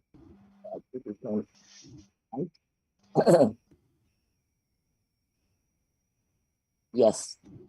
So the turn of the century, before the First War, there was a great town for Budapest. After the 30 years after the reconciliation, the Austrian power, at the beginning of the middle time, the Austro-Hungarian honor. And one of my favorite is Parisiana, but you see already on this photo. It is the first cabaret. It is like Moulin Rouge, not the Folie Bergère, but the cabaret. My favorite artist of the time, and his name is Béla Rajta. Unfortunately, quite young as he's young, even his face is very charming. So may I share with you the drawings of him from 1907 that he did in the construction of the original building began. So as you see, it is like a restaurant where there are tables around, And at the same time, in the big room, there are productions among the people, not signed yet, the stage in this room. It was very original effect on the city. Where this building is, it is just the city center, front of the opera house, which was built in 1887, and it is on the other side of the big street, the big boulevard of Budapest, which was really similar to Vienna, Paris, and all these examples came to the evolution of Budapest. These are the sections drawing, and I imagine I'm sorry, bottoming. Professor, we still see the first slide. Is it okay? Oh no! Oh, Okay. I'm sorry. So may I Yeah, sure. go back then? Okay, so you didn't see his face. Now Yes, you can now we see. see the second one. Yeah, it's okay. Okay, so I want to make the slide show, but I will step image by image. It's okay. It's not so beautiful, but still you can see. So this is him. I was thinking about him. So nice as a, you know. Наташ, вы сказали про F5. Sorry? Maybe Can you you- can make the full screen presentation. Can you? F5. But the F5 full screen button. didn't step. I realized that. Okay. So I was on the full screen. I try it again. Now it's okay. Can you see? Yeah, we see the slide number 2. Okay. Okay. And now, can you see it or not? Still slide number 2 with the portrait. Okay. Now, you can. So you can see the steps I am making. Just slide number 2. Ладно. Maybe you Okay. return from the full screen because it's okay for us to see it's not the full screen.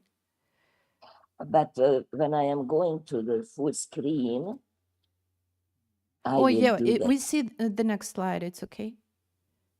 You see the next slide Yes, now? sure. With the plan. Okay, then I will step one by one and I will change it Okay. all by hand. So this is what I told, that there are tables where they eat and drink, and at the same time there are productions here, mainly dance and music. So now I step for one. Can you see the section drawing? Yeah, we do. And you see it full screen or not? Yeah, full screen, okay. Не full screen, там же нету этого. So here is the section of the building that I will run after it. Here, why I really chosen this to show you the beautiful drawing of the time that I really enjoy so much. And you can see the corner of the building, which is already something very special, because the lines here from, and the section drawing here, we will see some pictures about it. So I go back and so you can see here the entrance with the same motifs what I have shown on the section before. So these lines which are going back to the Mid-East, ancient Mid-East in Mesopotamia. So these motifs are really crossing the national motifs on the original building. So the folk art of Hungary mixed with Eastern motifs from Mesopotamia. So the heritage of the humanity, say that. So this is a big step for us. So here you see the same lines I showed before on the section drawing, how it is mixed together with the Eastern Mesopotamian motifs and the national motifs. Here are some architecture details of the front of this building, and all what I collected together is that what I had written here, that the ancient Eastern architecture is mixed with the Hungarian folk architecture. All these are the signs of pre-modern Art Deco architecture. We are 20 years before the beginning of the Art Deco in Budapest and in Eastern Europe. These are the reconstructed sculptures of the front of the building, but I will talk about that. All these are the motifs that I collected from different buildings of Laika. These are not coming from just the theater building today, so not the Parisiana, which became a wonderful theater building in 1987 and still exists as a theater front of the Opera House of Budapest. Here, as you see, it is a whole mixture of Mesopotamian and Hungarian folk motifs all together on the building. And these are the pre-signs of the Art Deco architecture which will come. So he is really like a revolutionary motif collector expressing the belonging of a nation to the whole world. And it is not a question of East or West, but a belonging together of everything. These are also the other buildings of him. And Excuse me, Professor, I think that we have the same problem. We still see the slide with the drawing of the facade. Yeah, now it's changed. Okay, yeah. Okay, so sorry, I have to go back.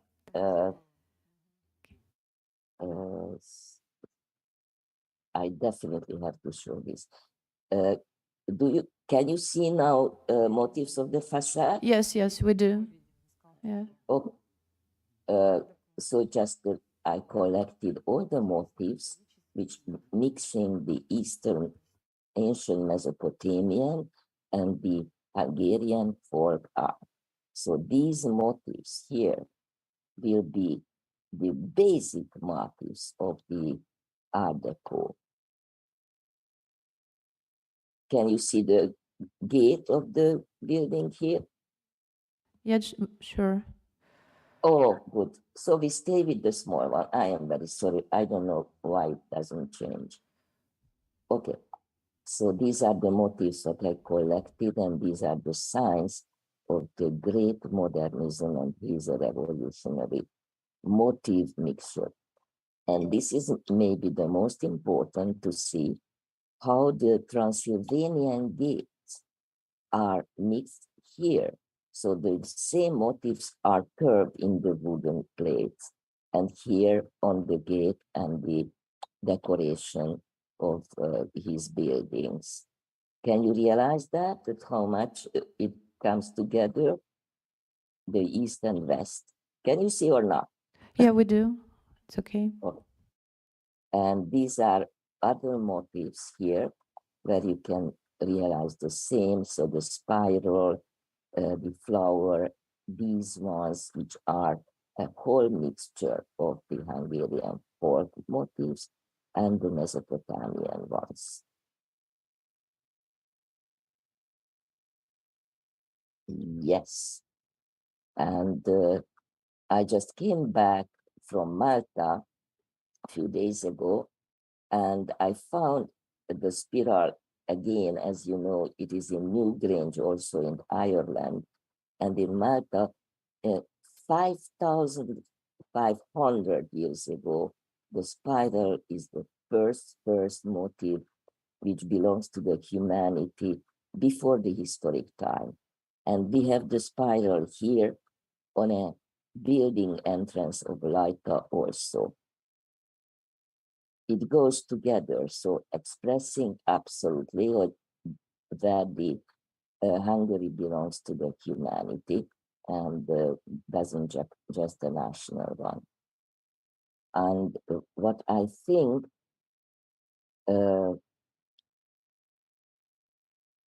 you see now the facade again, yeah? Yeah. Okay, so the detail of the facade and the whole city and the mixture of the Mesopotamian Easter Gate, which is in the Berlin Museum, and here is the motifs of a gate design of him with the same top. Can you see the top? Yes? Yeah, we do.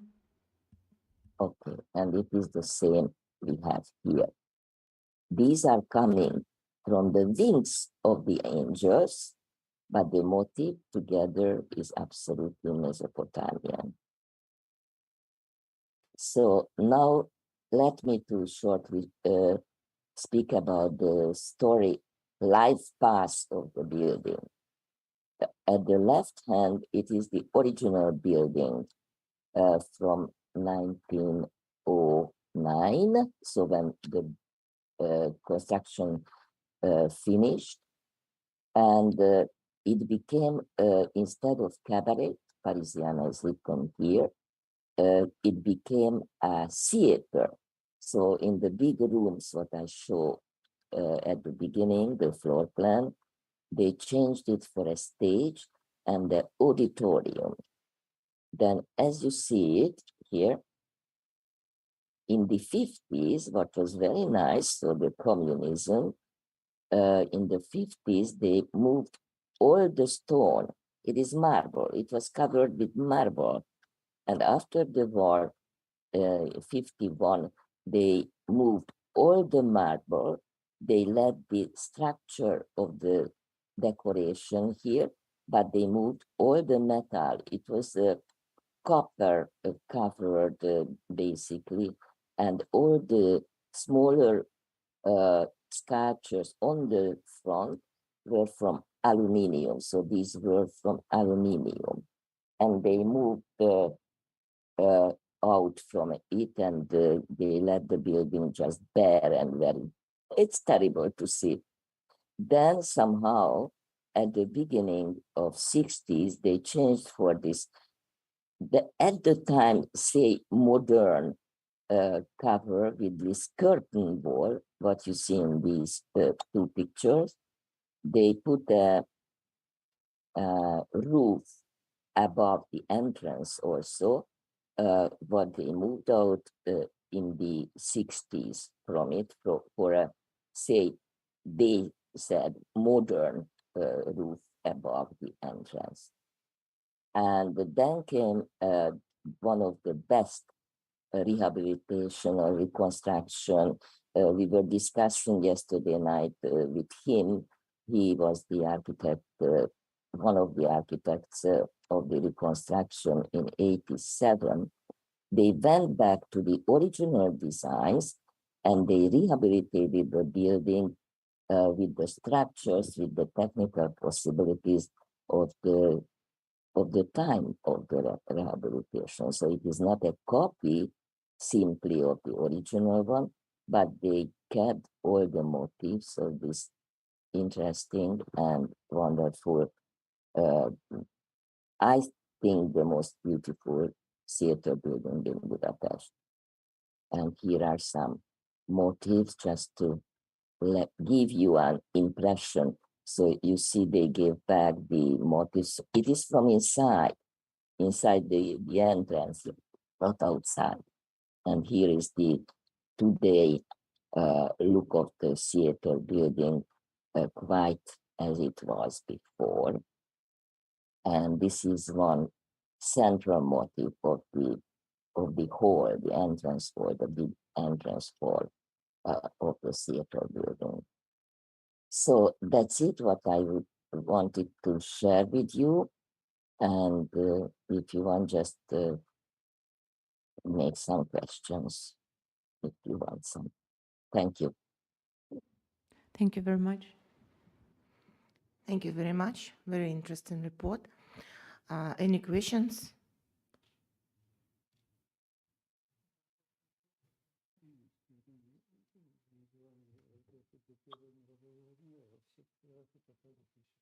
I hope you enjoyed and come Budapest and see the original building. You will find it.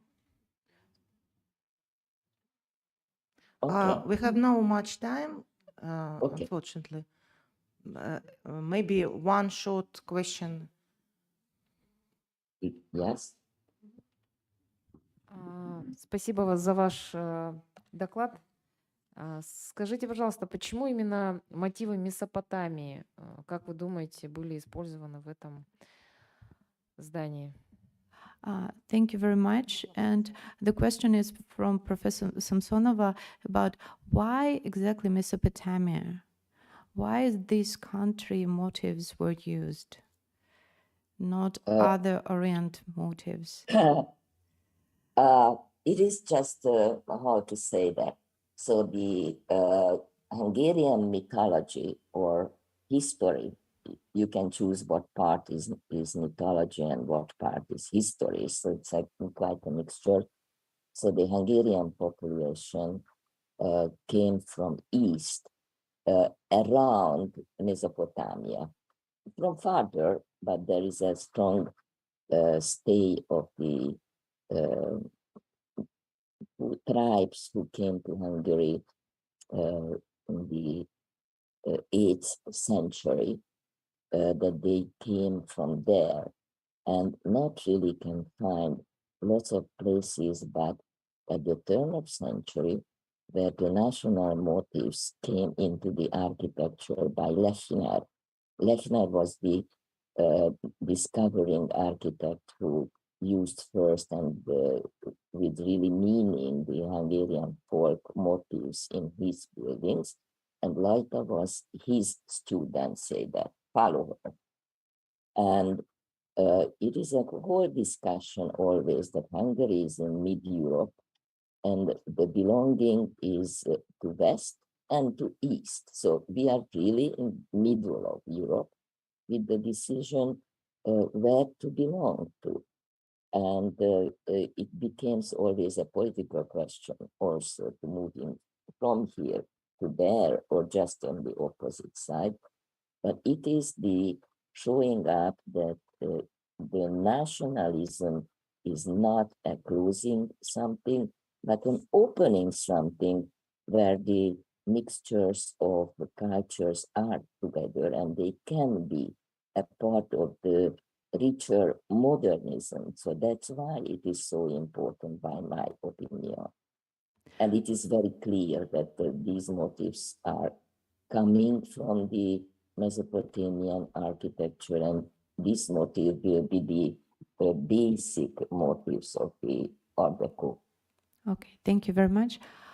Я дам короткий перевод. Вообще причина этого лежит на стыке мифологии и истории народа Венгрии, потому что считается, что этот народ пришел в Европу с Востока именно из Месопотамии. И сейчас узоры, деталировка, все орнаменты венгерские, они имеют и происхождение из Месопотамии. Поэтому идея архитектора была соединить мотивы Востока и Запада, то есть Венгрия в середине, в сердце Европы. И вот это соединение даже имело такой политический смысл, как страны, которая находится в центре Европы и сочетает в себя восточную историю, да, и сейчас уже западное настоящее. Thank you very much. You're welcome. Thank you. And now we have a next report. Глаторенкова Екатерина from Pacific National University.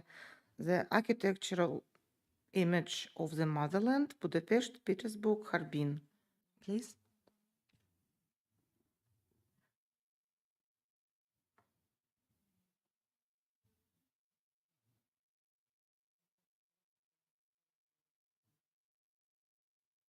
Can you finish your demonstration screen, please, Professor Chunadi? Yeah.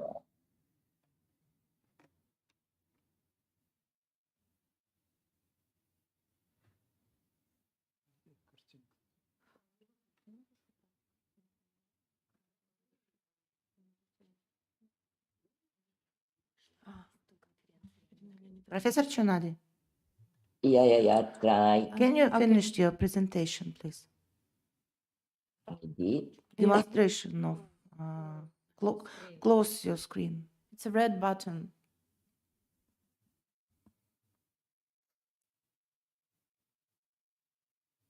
Oh, thank you.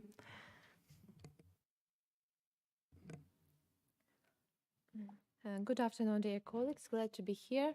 The purpose of my presentation is to share the results of 2 years of work by our research team. The project we have been working on since 2021 is supported by the Russian Foundation for Basic Research and the Foundation for Russian Language and Culture in Hungary.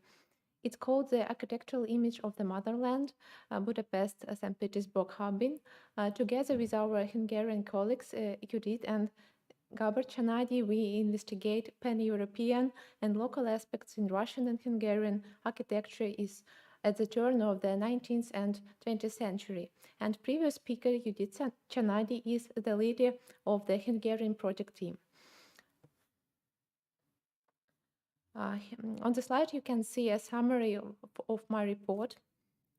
And the aim of the study is to use the examples of 3 cities, Budapest, St. Petersburg, and Harbin, to consider common techniques in the construction of a single cultural landscape, the gradual diffusion of the universal under the outlaw of diverse local romanticisms, and the translation of high culture samples in the vernacular. The tasks of the first year of research were to collect material, carrying out expeditions and field surveys, taking photographs, working in archives, and compiling catalogs for future work. Several expeditions were organized to cities in the Russian Far East, St. Petersburg, and Budapest, with the exception of Harbin because as China is still closed to entry. The second year tasks include conducting more in-depth expeditions, systemizing materials, and approbation at conference, preparing exhibitions and publications. On the slide, you can see the main destinations of our expeditions. The work included archival research in the Russian State Archive in St. Petersburg and Vladivostok, the Naval Archives in St. Petersburg, and with the founds of collections of various libraries in Russia. Extensive materials has been collected. It's drawings, maps relating, and the period under study. The work has resulted in publication. The portal of Pacific National University is constantly updated. In the exhibition section, you can find photos from expeditions and photographic works of our Hungarian colleague Gábor Csanádi.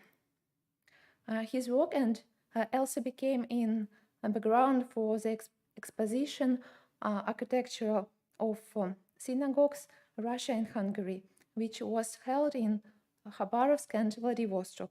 Many of you could see the exhibition in the university lobby in Pacific National University. In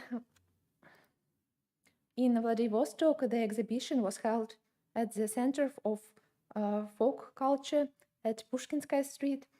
For the opening, a joint lecture was prepared by the Russian and Hungarian team members who connected to the audience to Vladivostok online.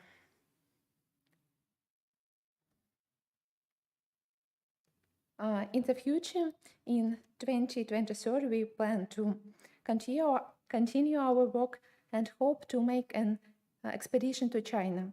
The result will be a collective book, The Architectural Image of the Motherland, and the research of our team is one of the many scientific projects currently active in Pacific National University. And one of the main objectives of my report is to introduce to young students to the research work and involve them in science. And thank you for your attention. We invite you to visit our project sites, and we will be glad to hear your feedback. Thank you. Thank you very much. Maybe who want to ask question? У меня вопрос. Please. Professor Luchkova has a question. Екатерина, спасибо за доклад. Примерно понятно теперь, чем вы занимаетесь. Ну вот у меня такой вопрос. У вас тема доклада «Архитектурный образ Родины». Причем 3 города указано. Ну вот все-таки, если можно, тема очень завлекательна. В чем заключается архитектурный образ, ну, Петербурга и Харбина, например. Ну, Будапешт нам менее знаком, а вот эти 2 города все хабаровчане знают неплохо. You have a very interesting topic of your presentation, the image of motherland. So can you put in several words the exact image of motherland in there, for example, for St. Petersburg and for Harbin, as we know the cities are rather well? Спасибо большое за вопрос. Целью моего доклада было озвучить основные итоги работы нашей команды.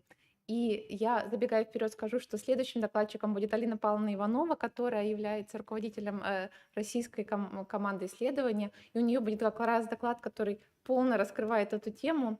Отвечая на ваш вопрос, хочу сказать, что, безусловно, мы рассматриваем такие далекие друг от друга города, но в них есть некоторые моменты, которые поддаются сравнению и которые как раз нами изучаются, и в течение первых 2 лет это уже опубликовано в ряде статей, и в дальнейшем это будет издано в монографии. Основной момент, который их связывает, это проявление универсальных мотивов в архитектуре и уникальных для этого региона. И вот как раз регионализм в архитектуре — это является то, что связывает эти города, при том, что это были значимые города для каждого региона, и мы считаем, что именно это поддается сравнению. Так что, надеюсь, я ответила на ваш вопрос. Ну, хорошо, Екатерина, подождем доклад вашего руководителя. Потому что, мне кажется, все-таки для вашей презентации надо было другую тему как-то назвать. Потому что пока не очень понятно, чем эти 3 города отличаются, например, от образа Родины Самары или там Чанчуня.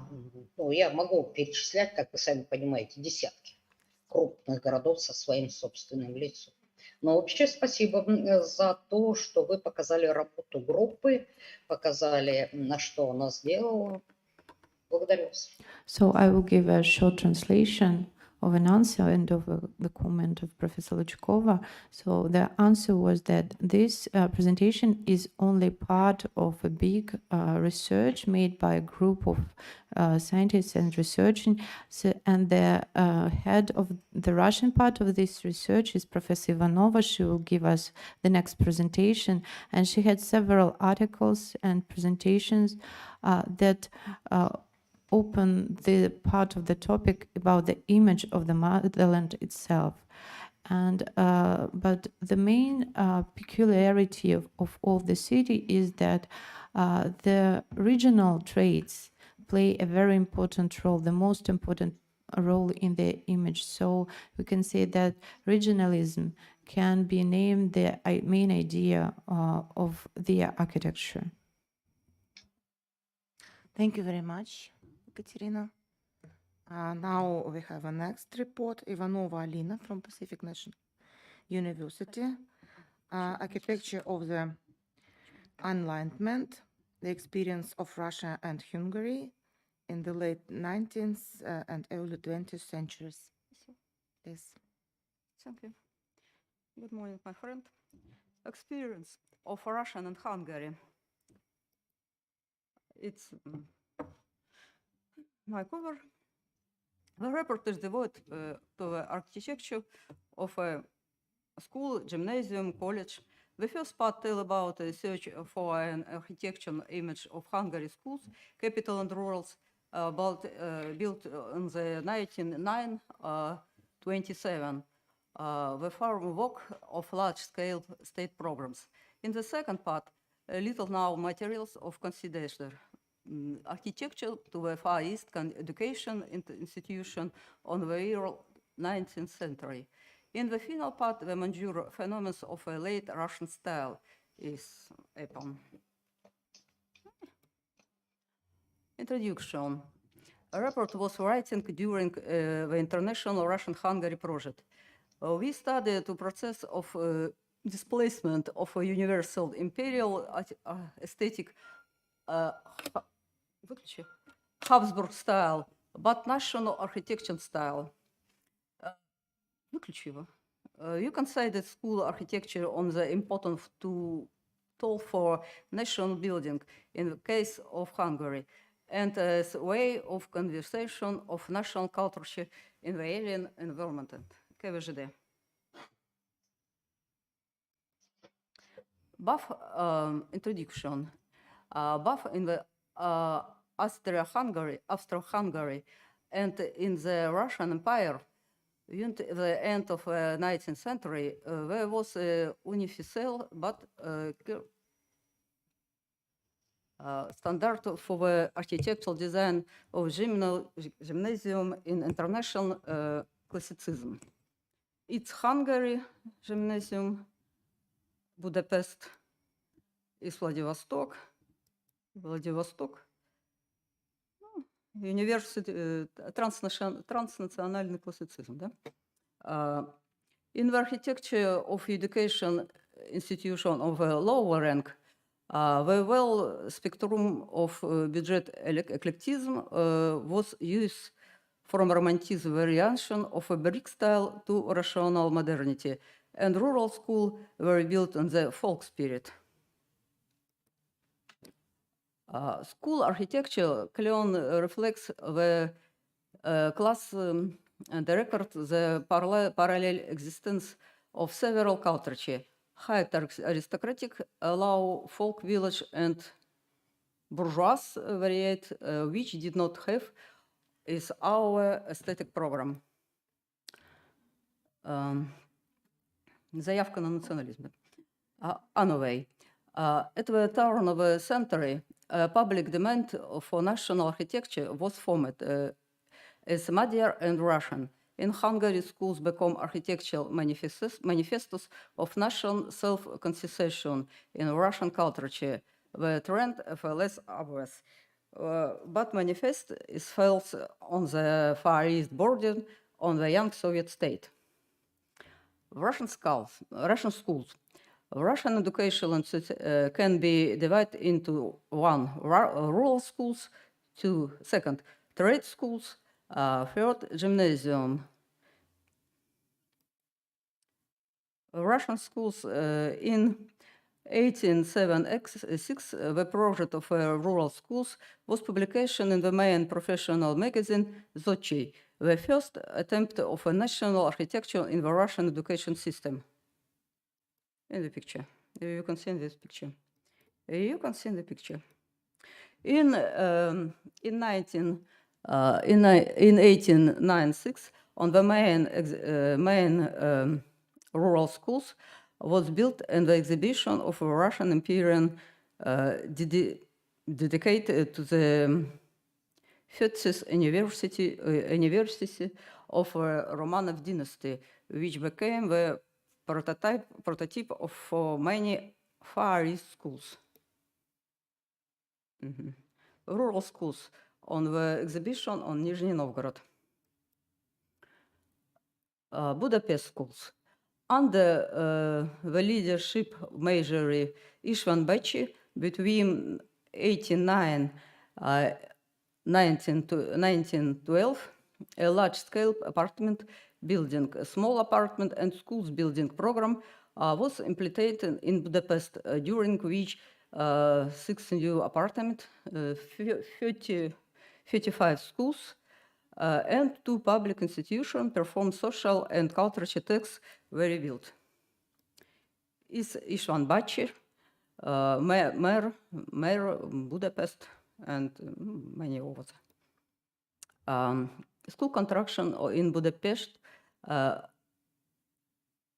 experience of István Bácsi, who is a patron to implement not only the welfare and social approach in the program, but also is modeling across into many contemporaries led to University Luxor and the state. Budapest School, Budapest, Budapestские школы, Budapestские школы. In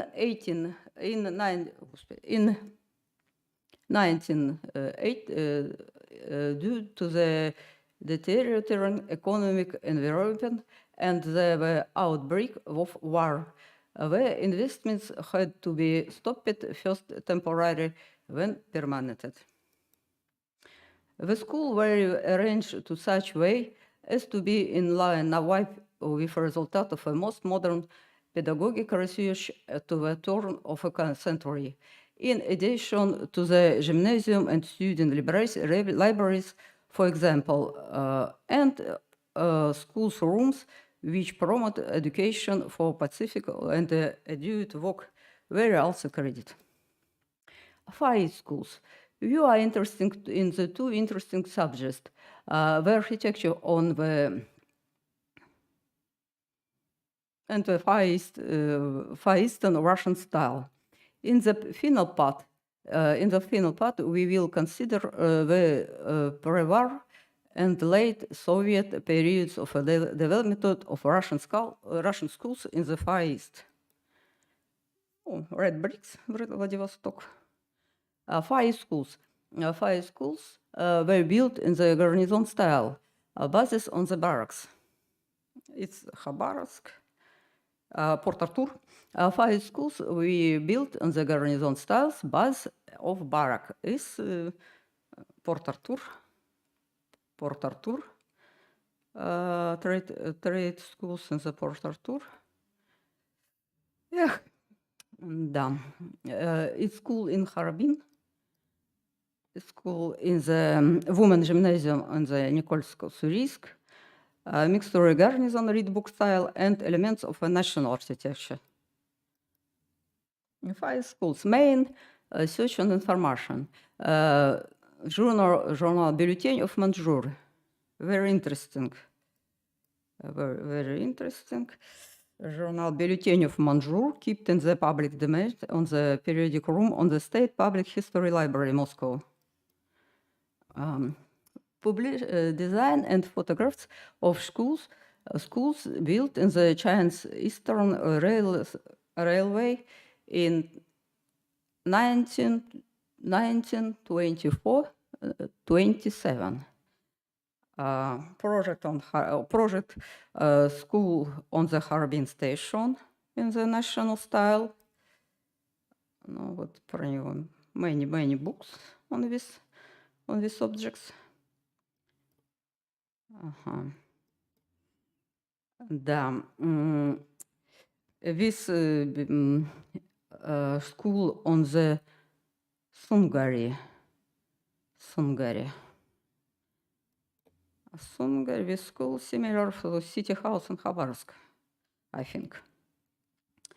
This school in station Manjur, built 1924-27. Station of Pogranichная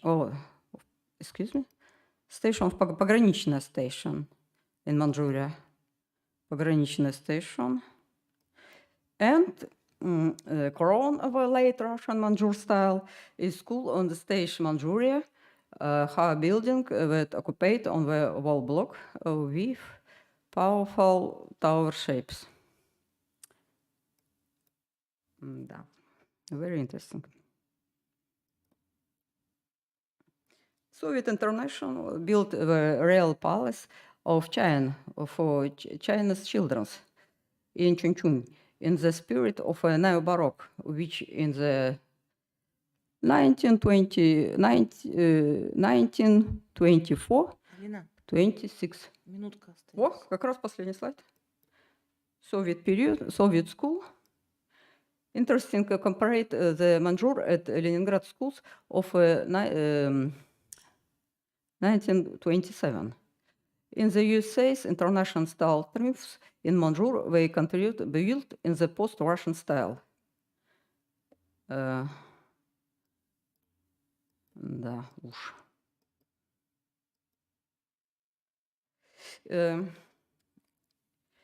Same school international style began the build on the Seychelles, Budapest.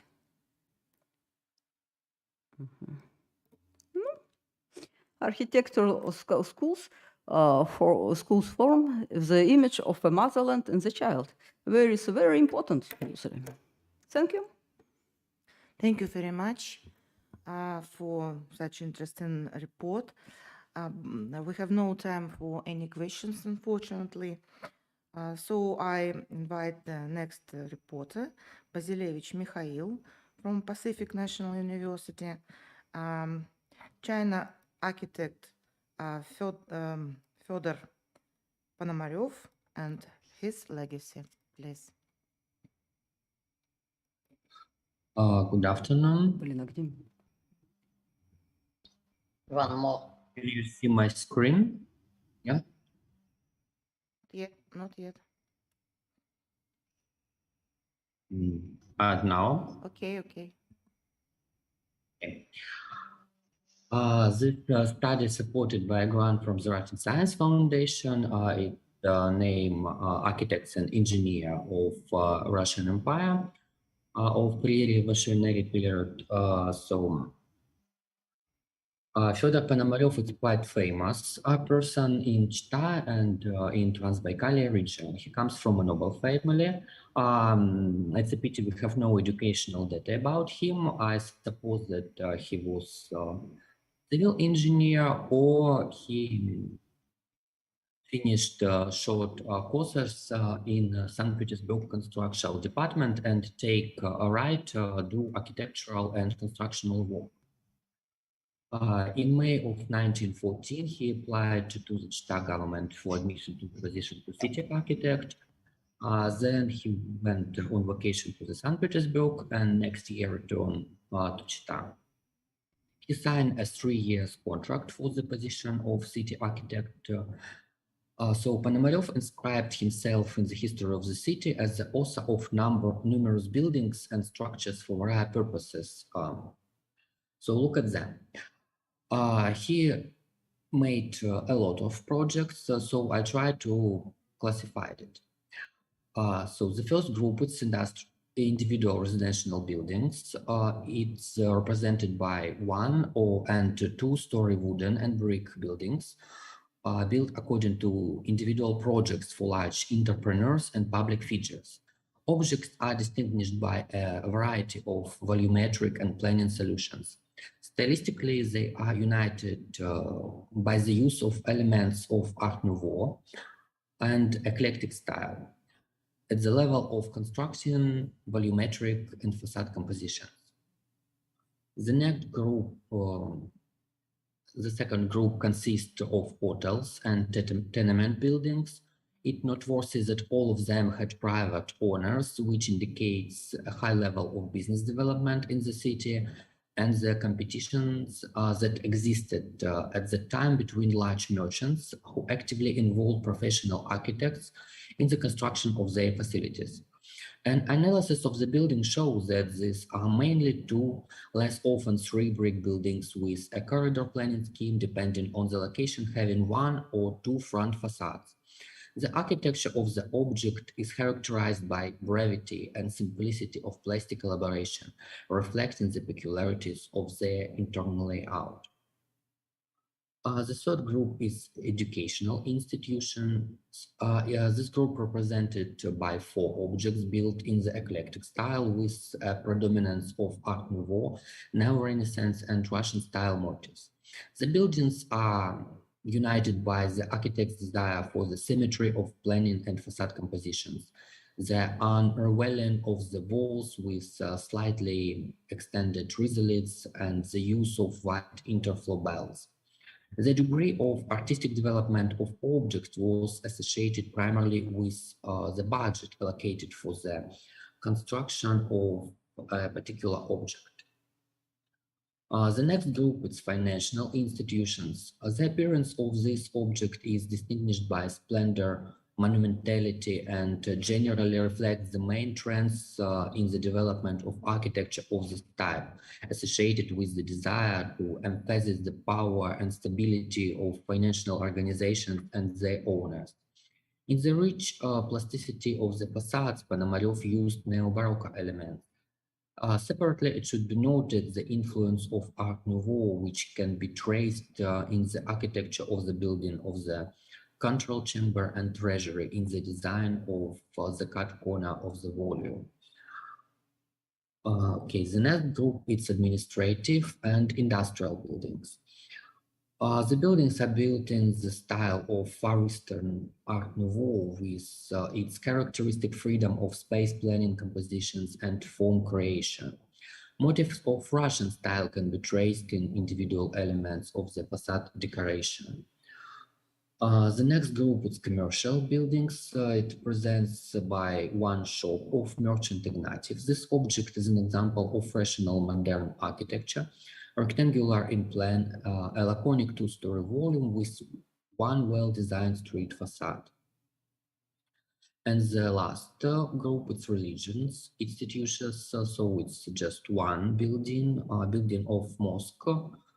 The splendor two-story red brick building was built according to the minaret of the roof traditional for Tatar mosques. The elongated tower of the octagonal minaret is crowned with an onion dome. In the upper tier of the minaret, there is a bypass gallery. Each floor has an entrance from the street. The building is used for its original purpose. In 2012, a madrasa was built in the mosque. Restoration completed in 2015. Capacity of this object is 700 people. So let's summarize. Fyodor Ponomarev is one of the most famous and productive architects in Chita in the pre-revolutionary period. His numerous preserved buildings fully reflect the peculiarities of the development of the Russian region's architecture of the eclectic period, the time of the search of a new architectural language and means of artistic expression of the buildings. Working in different architectural forms and styles, Master preferred Art Nouveau, elements of which are found in many of his buildings, both at the level of individual decorative elements and three-dimensional composition as a whole. Ponomarev's buildings are united by restrained simplicity of form and decoration, the desire for symmetry and balance of volumes. Okay, thank you for your attention. My report is over. Thank you very much. Very interesting about Chita architect. Please, any question?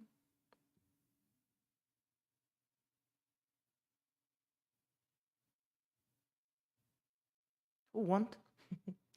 Ask question. So I have a question. Architect Ponomarev worked with wooden and brick, yes? Yeah. And what is the main part of his significance?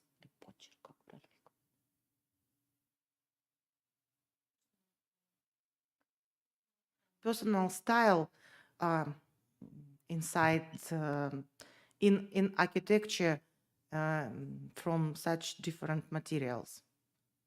Я попробую по-русски. Он работал, архитектор Пономарев работал в дереве, в кирпиче. А есть что-то такое, ну, что можно точно выделить как его стиль, несмотря на разницу в материалах? Спасибо за вопрос. Пономарев был достаточно универсальным архитектором. Он активно участвовал и в проведении строительных работ, и в разработке самих индивидуальных проектов зданий и сооружений.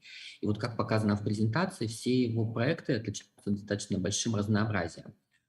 с точки зрения именно формы творчества, планировки и использования разных материалов, что отвечало конкретным социальным и личностным запросам заказчиков. То есть если это выступал какой-то индивидуальный предприниматель, он транслировал какие-то свои идеи. Если выступал город, все зависело непосредственно от социального запроса. Если мы говорим о зданиях, допустим, образовательных учреждений. В целом можно выделить особенности творческого подхода Пономарева. Это стремление к простоте. То есть если мы будем сравнивать его с другими архитекторами, работавшими в Чите в тот период, в частности с Каргановым, либо с известным в Якутии и в Забайкалье архитектором Никитиным, то их постройки отличаются большей помпезностью, выразительностью и проработкой. Возможно, это связано с особенностями профессиональной подготовки. В частности, Никитин выпускник Академии художеств, и, соответственно, его учили именно прорабатывать архитектуру с художественной точки зрения. То есть его постройки, да, действительно более выразительные, а постройки Пономарева отличают достаточно простота и утилитарность. Но, опять же, есть и исключения, и ряд объектов достаточно хорошо детализирован. То есть особенность его творчества, на мой взгляд, это как раз универсальность и попытка работы в разных архитектурных стилях, в разных формах и выработка какого-то своего собственного архитектурного языка. Отчасти это было связано с распространением модерна в архитектуре региона, поисками нового стиля, нового форма творчества и нового форма образования. То есть, на мой взгляд, как раз вот в этом и заключается индивидуальность его творчества. I try to translate this. So Ponomarev is a very famous architect in Chita. He brings a lot of buildings, a lot of different forms. He worked in many architectural styles. I think the architectural appearance of different buildings depends of social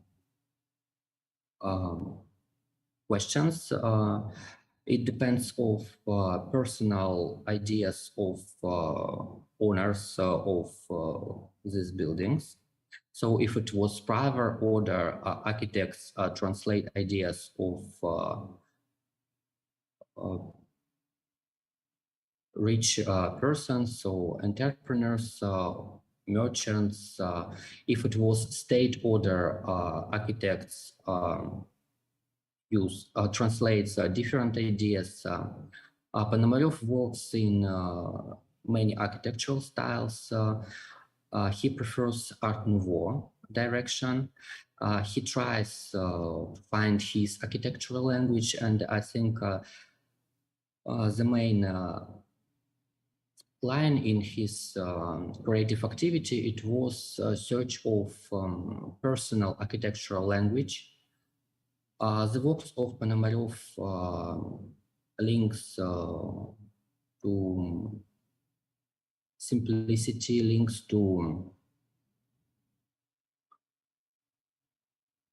purity of architectural forms. And if we will compare Ponomarev with different architects of Chita, for example, architect Nikitin, his buildings are more simple. I think it depends of specific of educational training of the specialists. So it was specialists of different kinds. For example, Nikitin was graduate of Petersburg Academy of Arts, so his works are more expressive, more decorative, and reflects more freedom in formation and shaping and planning facade compositions. On the other hand, Ponomarev try to find his own architectural language and reach to simplicity of beauty of his object. Thank you very much. It was very interesting, not only report, but your answer. Thank you. And this was the last report for this section. Thanks to all participants of the section. And we have a 15 minutes break before ceremony of closing our forum.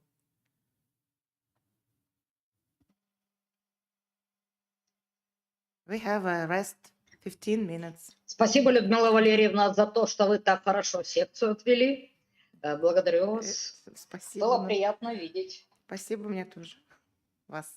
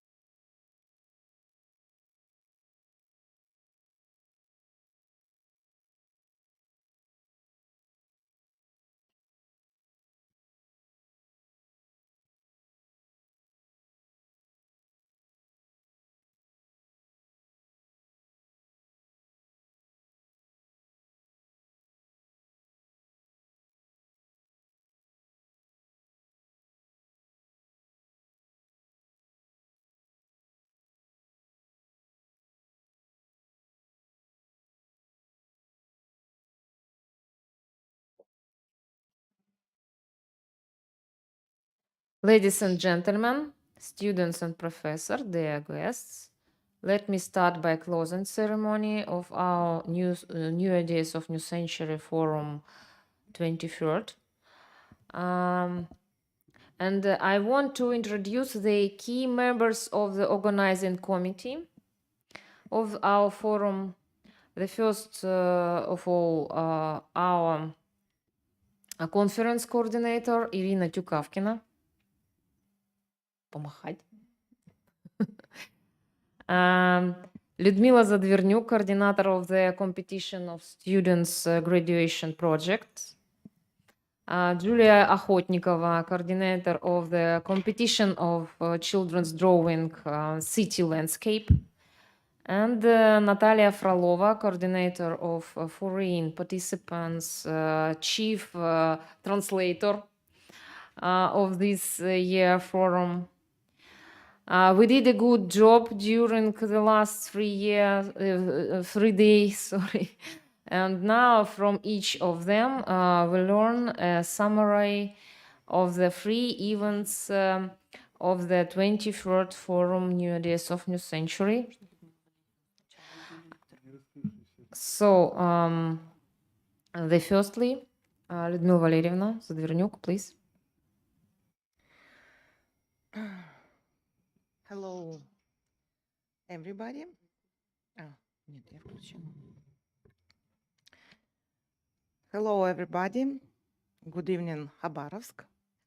I welcome the participants and guests of the forum, New Ideas of New Century.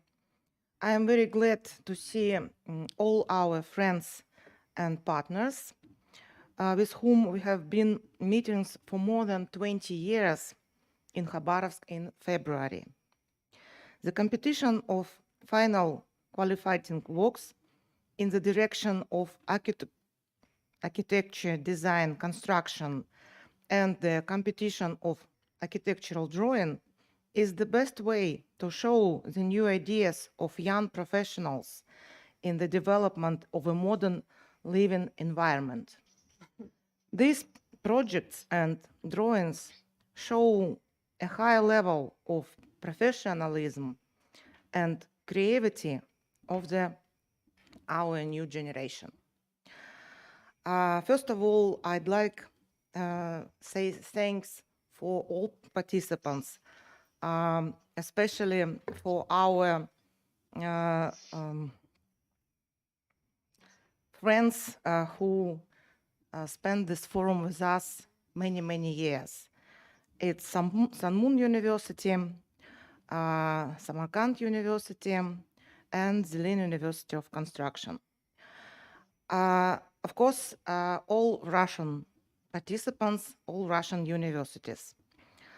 In competition, there are about 20 universities from Russian and from foreign countries. Also, I'd like say thanks a lot to jury, which will work this and next weeks, because we have many works, many projects, and the result will be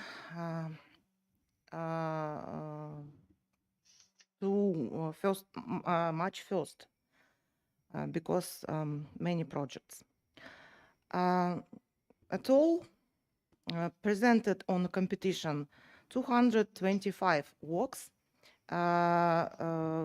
final qualifying works 157, and architectural drawing 68 drawings. I'd like to note the high level of all works, all projects, and all drawings. I would especially like projects our foreign participants and our Russian participants from St. Petersburg, Moscow, Blagoveshchensk, Vladivostok, Magnitogorsk, Samara, Astrakhan, Ufa, Volgograd, Novosibirsk, and other. The results of competition will be after the end of the jury by March 1st, I say it. The works themselves are placed in a virtual gallery on the forum website, and the protocol of jury and diplomas will be also placed there. Thank you very much. Thank you, Professor Zadornyuk. And now I'd like to represent our coordinator of children's drawing city language.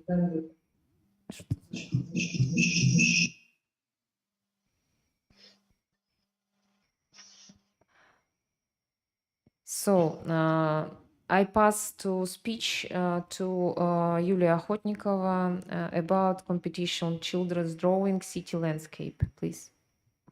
Простите, я на русском языке расскажу. Итак, в конкурсе подано было заявок от 12 образовательных учреждений архитектурно-художественного направления и 3 самостоятельные заявки. Проходил конкурс в гибридном формате, очно-дистанционный вариант. Мы приглашаем посмотреть хабаровчан, это в нашем холле 6-го этажа. И на сайте, который выведен отдельно сайт конкурса, перед вами на экране его адрес. Ну, надеемся, в дальнейшем будем размещать там также конкурсные работы. Категории, 3 категории было в нашем конкурсе. Хорошо. I will start the translation about competition of children's drawing. The topic was city landscape, and we got many drawings from 12 schools. And we have both online and offline parts of the competition, so you can see the gallery of the works on their separate website here, and also you can see the works in the exhibition hall of Pacific National University on the 6th floor. Итак, 3 категории. В каждой категории были выявлены как победители, так и призеры этого конкурса. И участвовали у нас, конечно, большое количество хабаровских школ, именно направления архитектурно-художественного, и в том числе Комсомольск, Екатеринбург и Уфа. We have 3 categories of children age, and we have totally 101 drawings. and each category has a winner, a Grand Prix winner, and 5 winners. And we have the works from schools of art from Khabarovsk, from Yekaterinburg, from Komsomolsk, and from Ufa. Благодарим всех участников и надеемся на дальнейшее сотрудничество. Thank you for all the participants, and we hope that this competition won't be our common last competition, that you will continue to participate in our events. Thank you, Yulia.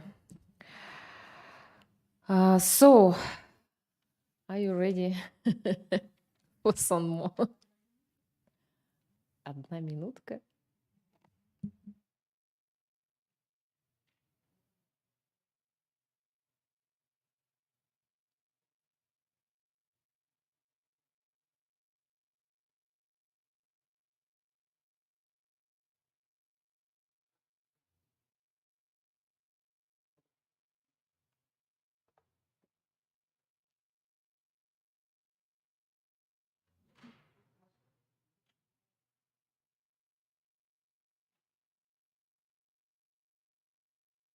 And now we wait summarize of scientific conference results. 1 moment, please. We wait.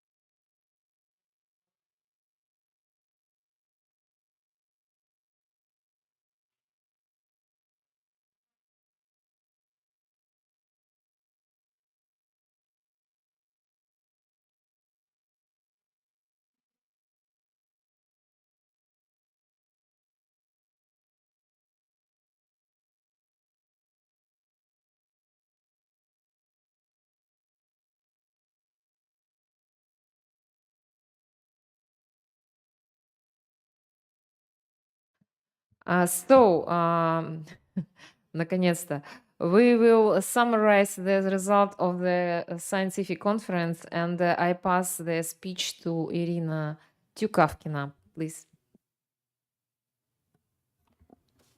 Greetings to all participants of forum.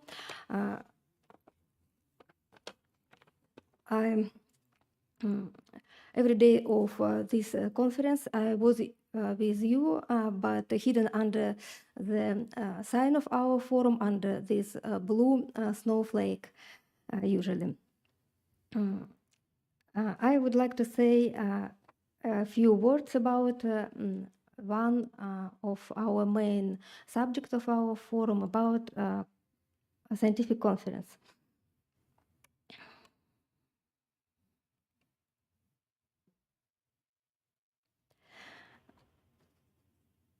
Our conference we hold in both variants, offline and online.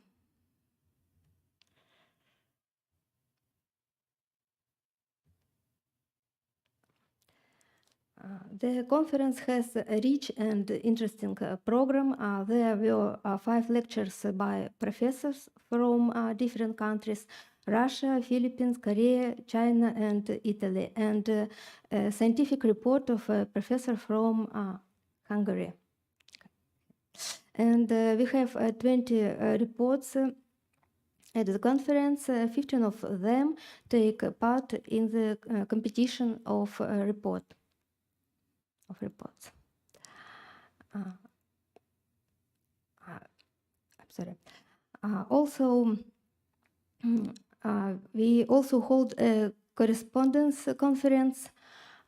We are still working at a collection of articles. About 126 scientific articles submitted to the editors. And 18 universities took part in it. The publications of collections planned for April. The collections will be available for download on the website of our conference. All our lectures and scientific reports are also available on the translation and as a video in YouTube and also in YouTube. And every time you like, you can watch it.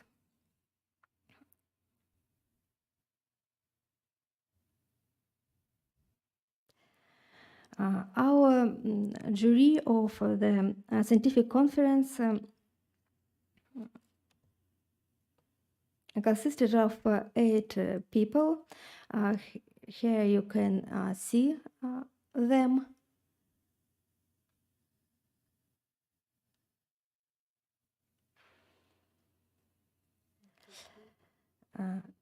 And finally, I welcome a chairman of the jury of conference, the person who all of you knows very well, Лучкова Вера Ивановна, professor and scientific supervisor of our institute. And I'd like to give a word to her.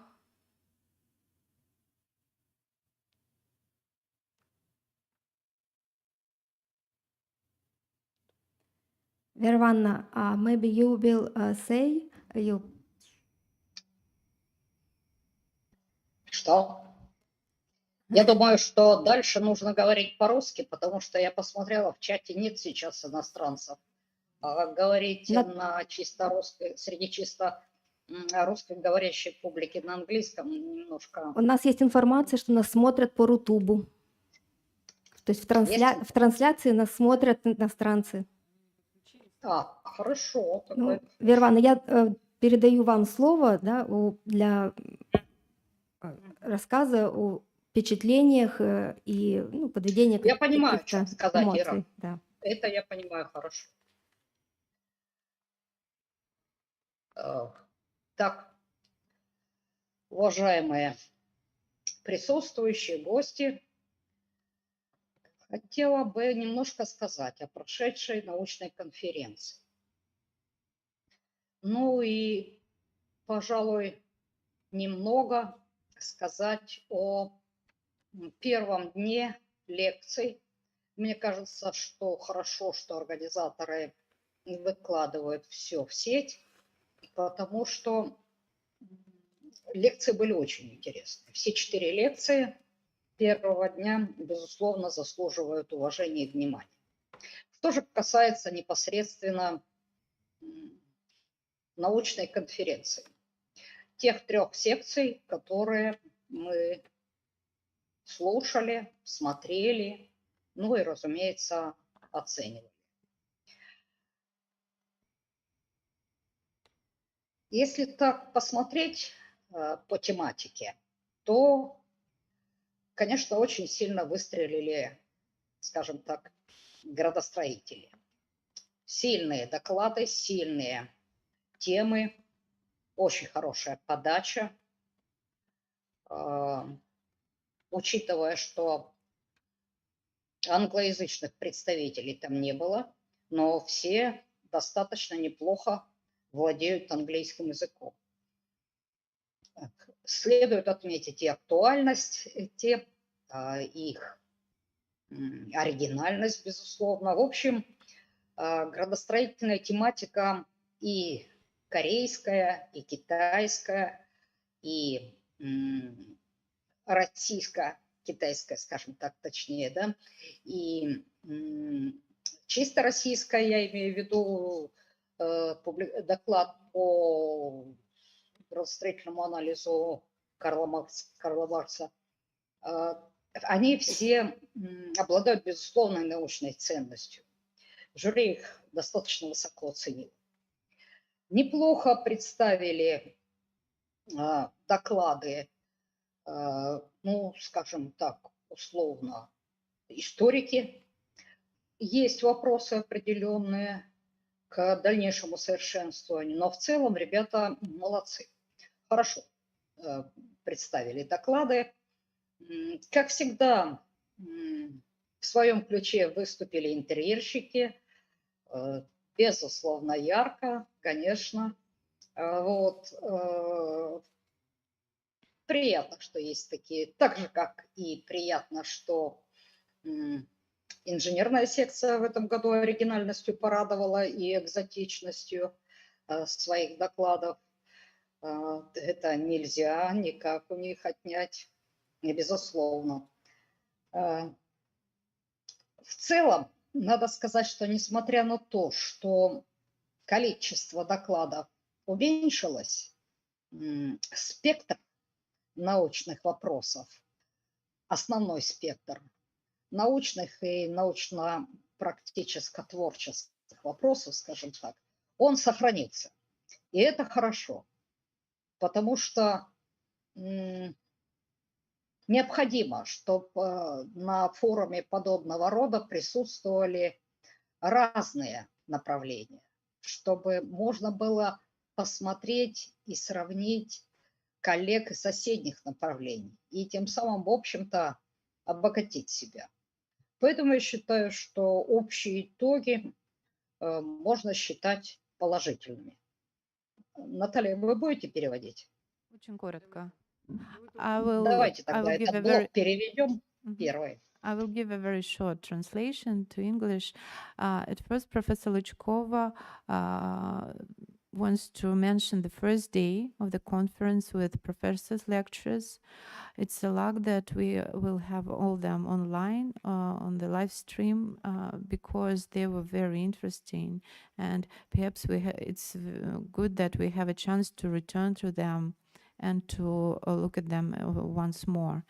And as about students' presentations, we have separate topics, separate directions, and though we have less presentations than the last year, we still covered all the directions. We had both urban design and history of architecture and interior design and engineering presentations. Professor Luchkova mentioned that urban design section was maybe the strongest one, both presentation and the relevance of research and the depth of research was highly mentioned by all the jury members. As for the history of architecture field, the reporters were also done a very good job. She has some questions to them to discuss in future, but the overall quality of the reports was very high.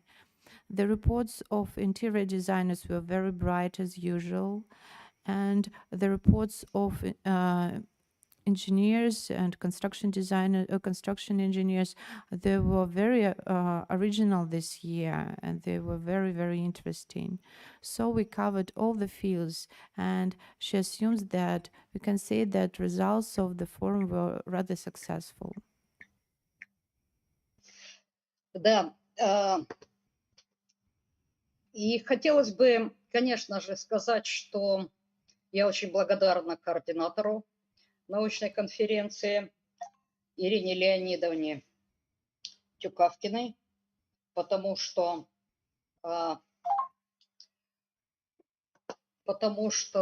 вы сами понимаете, что это очень сложно. И проводить научную конференцию практически спустя там 1,5 часа уже выдать результаты оценки.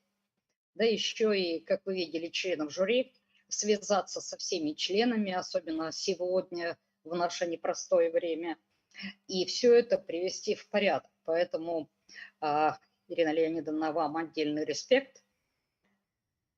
The special thanks goes to Irina Leonidovna Tukavkina. She was the coordinator of the conference, and it was very hard both to organize all the conference events and just after 1 hour after it finishes to give the results. So please all say thank you to her.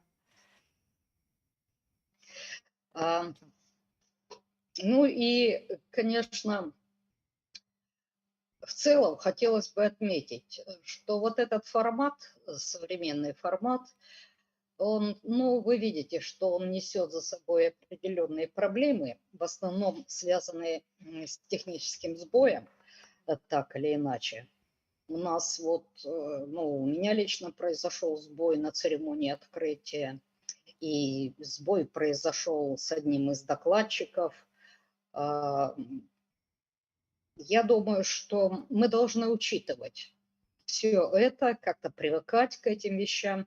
Но что касается сбоя по докладчику, то в связи с тем, что я имею в виду доклад по истории жилой архитектуры города Читы, забайкальского российского города Читы.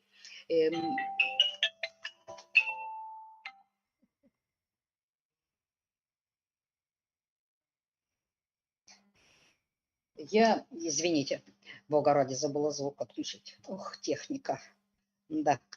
Так вот, что касается этого доклада, мы решили, что раз докладчик вовремя пришел, вовремя прислал свою презентацию, вовремя прислал свою научную статью, и сбой произошел только на стадии представления доклада, а сама презентация была жюри представлена, то мы не выкидываем, скажем так, этот доклад, а учитываем его, и автор тоже получит диплом об участии в этой нашей научной конференции. Ну вот, а теперь давайте перейдем к результатам, к тому, как жюри оценило работы, и для объявления результатов жюри я предоставляю слово координатору конференции. Иван, можно перевести вас немножко, чуть-чуть? Я буду кратко. I'll give a short translation. Professor Luchkov also mentioned that for the last few years we experienced the new format of the conference, yes, online. And surely it gives us several opportunities, but it also deals with some technical problems. And she mentioned the report that we couldn't be presented due to some technical difficulties of Simushina Irina about wooden buildings in Chita. And the jury decided to include this presentation into its work. It looked at this presentation, so the researcher will get the diploma of the participant. And now I come into the results of the conference. Прошу вас, Ирина.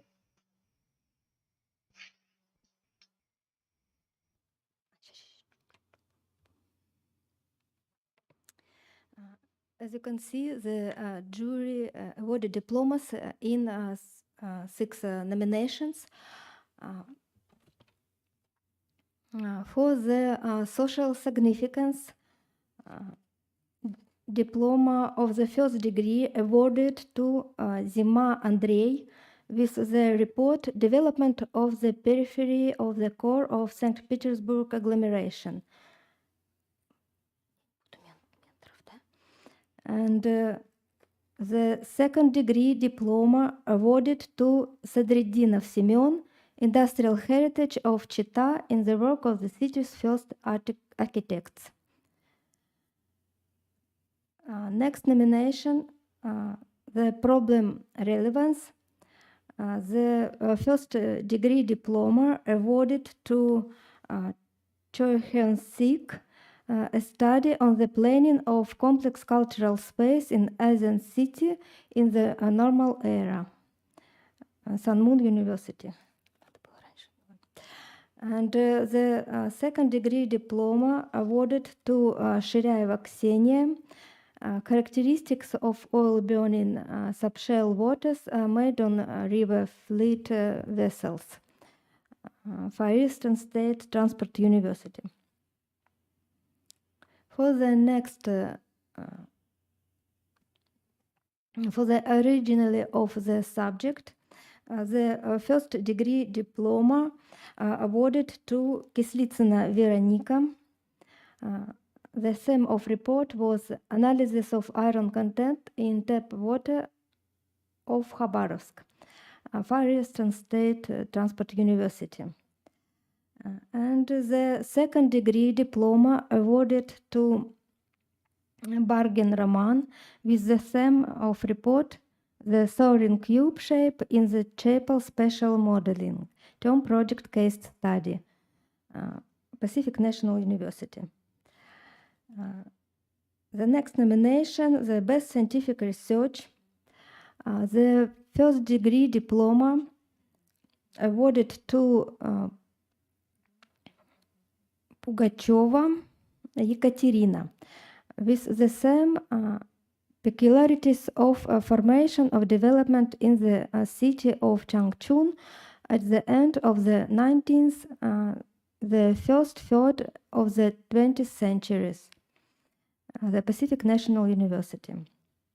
And the first degree diploma awarded to Ariel Daria with the report Problems of Linear Pedestrian Spaces and Modern methods of the modernization on the example of Karl Marx Street in Khabarovsk, Pacific National University. And the next nomination for all-around approach, the first degree diploma awarded to Bыченko Alina with the theme of report Alternative Reality of the Future, Amur State University. And the second degree diploma goes to Tsilikina Polina, Library for the Blind and Visual Impaired as a Center for Information, Rehabilitation and Recreation, Amur State University. And the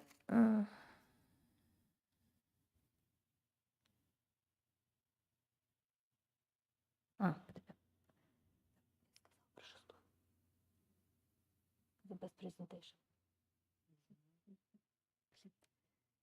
No, the sixth is the best, the last nomination for the best presentation. And here the first degree diploma goes to Panchuk Angelina.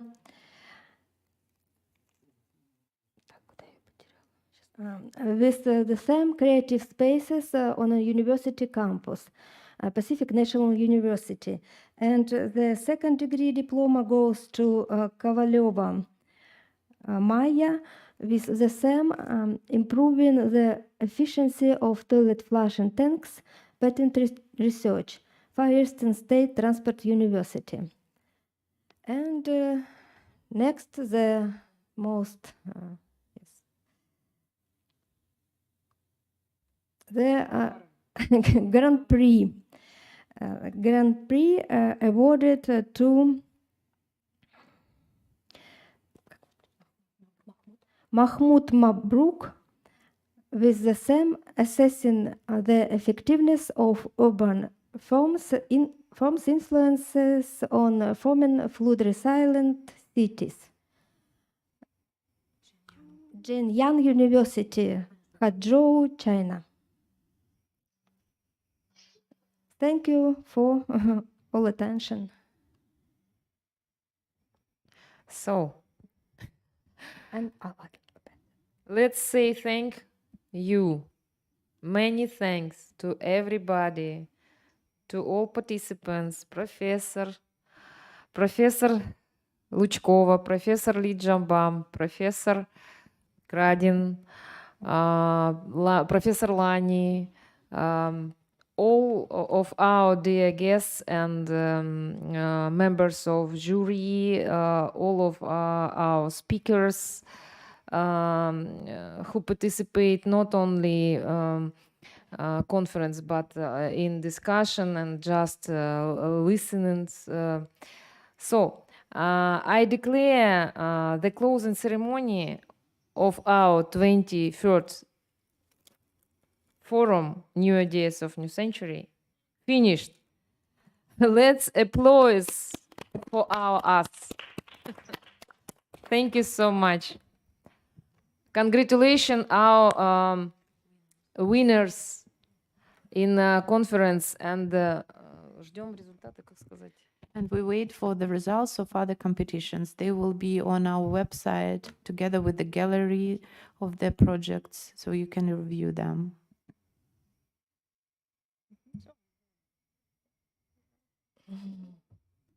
До свидания всем.